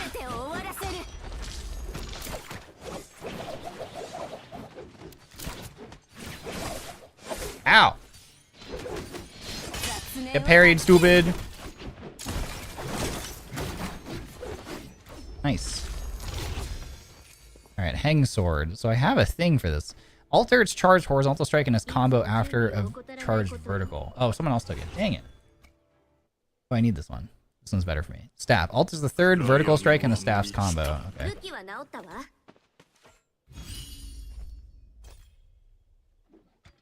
Okay. Players will teleport to their target and deal a deadly blow when launching a grapple hook again during grapple strike. Damage reduction +6, up to 3 uses, after which it will become damaged. Oh, so I should use that sparing. Interesting. If I can find a cannon, that'd be cool. Oh no, actually I'm just gonna go switch Dazzle, because I have the bow.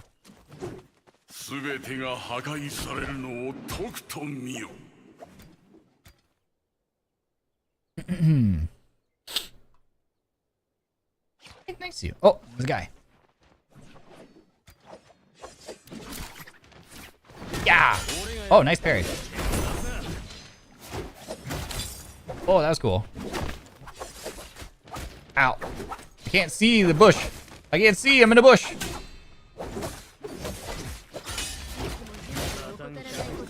Nice you. Ah! Who the fuck is this guy?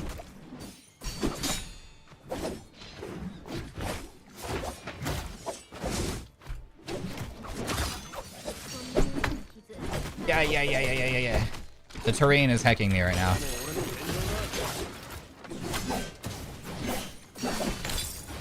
The terrain is saving your ass, dude.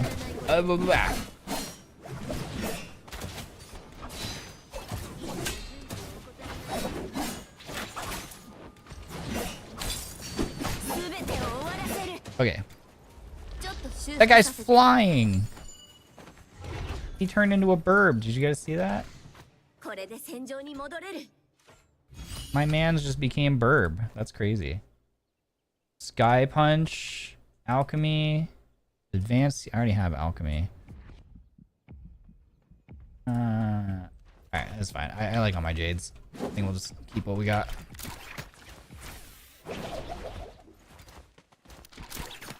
The floor is lava? Yeah. Look at that.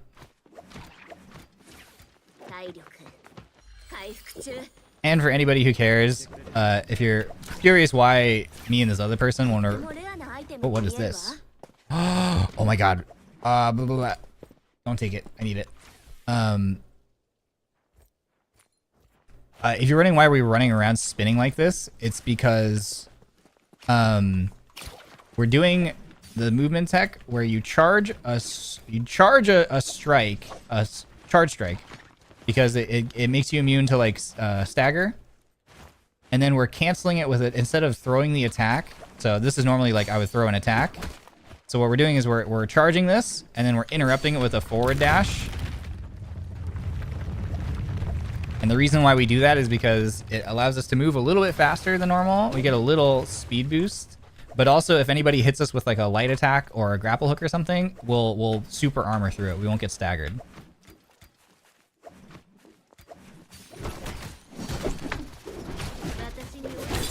Yeah. Yeah.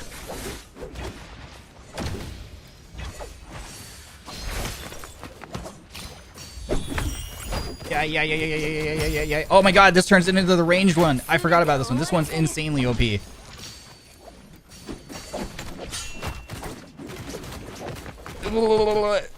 God, I got such a broken Jade for my weapon. Nice. Look, I just like I just throw ranged staff attacks. Any skill. Oh my god, this guy has a crossbow that looks like a chicken. Any sort of thing that turns a melee weapon into a ranged weapon is crazy. Look at this.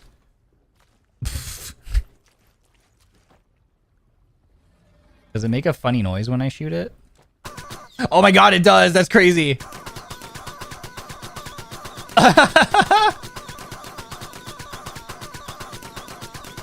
That's literally the best thing I've ever seen in a video game. Oh my god, that's so funny. That's so cool. Am I getting attacked? Oh my god, you scared the crap out of me. That's so good, dude. Hey, I see you.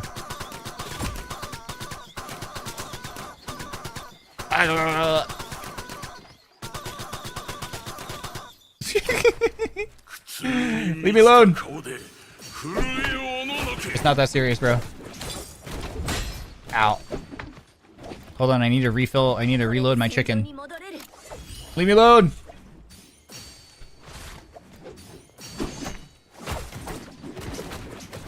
Yeah.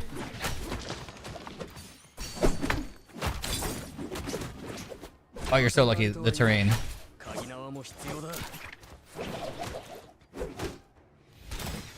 Oh yeah, I couldn't remember if I got rid of the switch dazzle or not. Nice. So I do have the Jade too. So I have a Jade where if I do a melee and then switch weapons to my ranged, I'll do a cool combination attack with my chicken. What does this guy got going on? You fighting someone? What the frick just happened? What?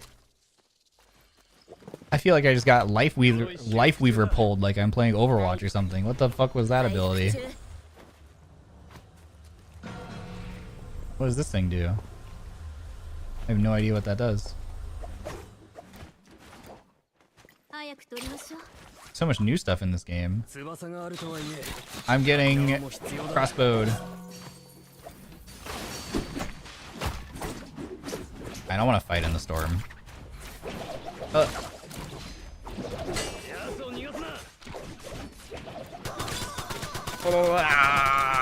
The sound effect is so...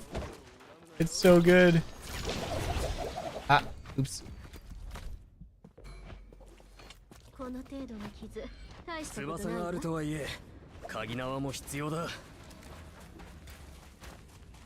Uh-oh. Uh-oh. Ow! Ow! Environmental effect. Environments. Events. Owie. Abunakatta wa.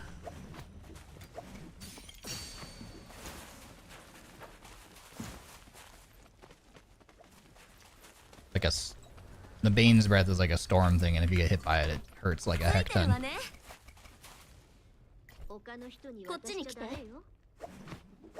Thank you. I already have a staff though.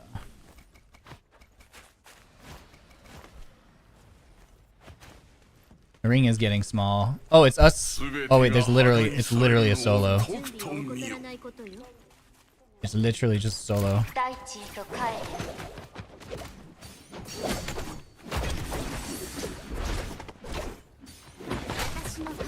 Yippee!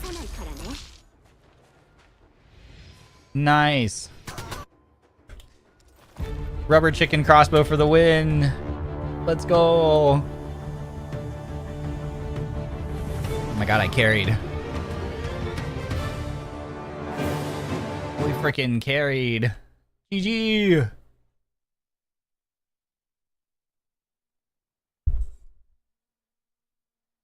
Dang, that was a crazy game.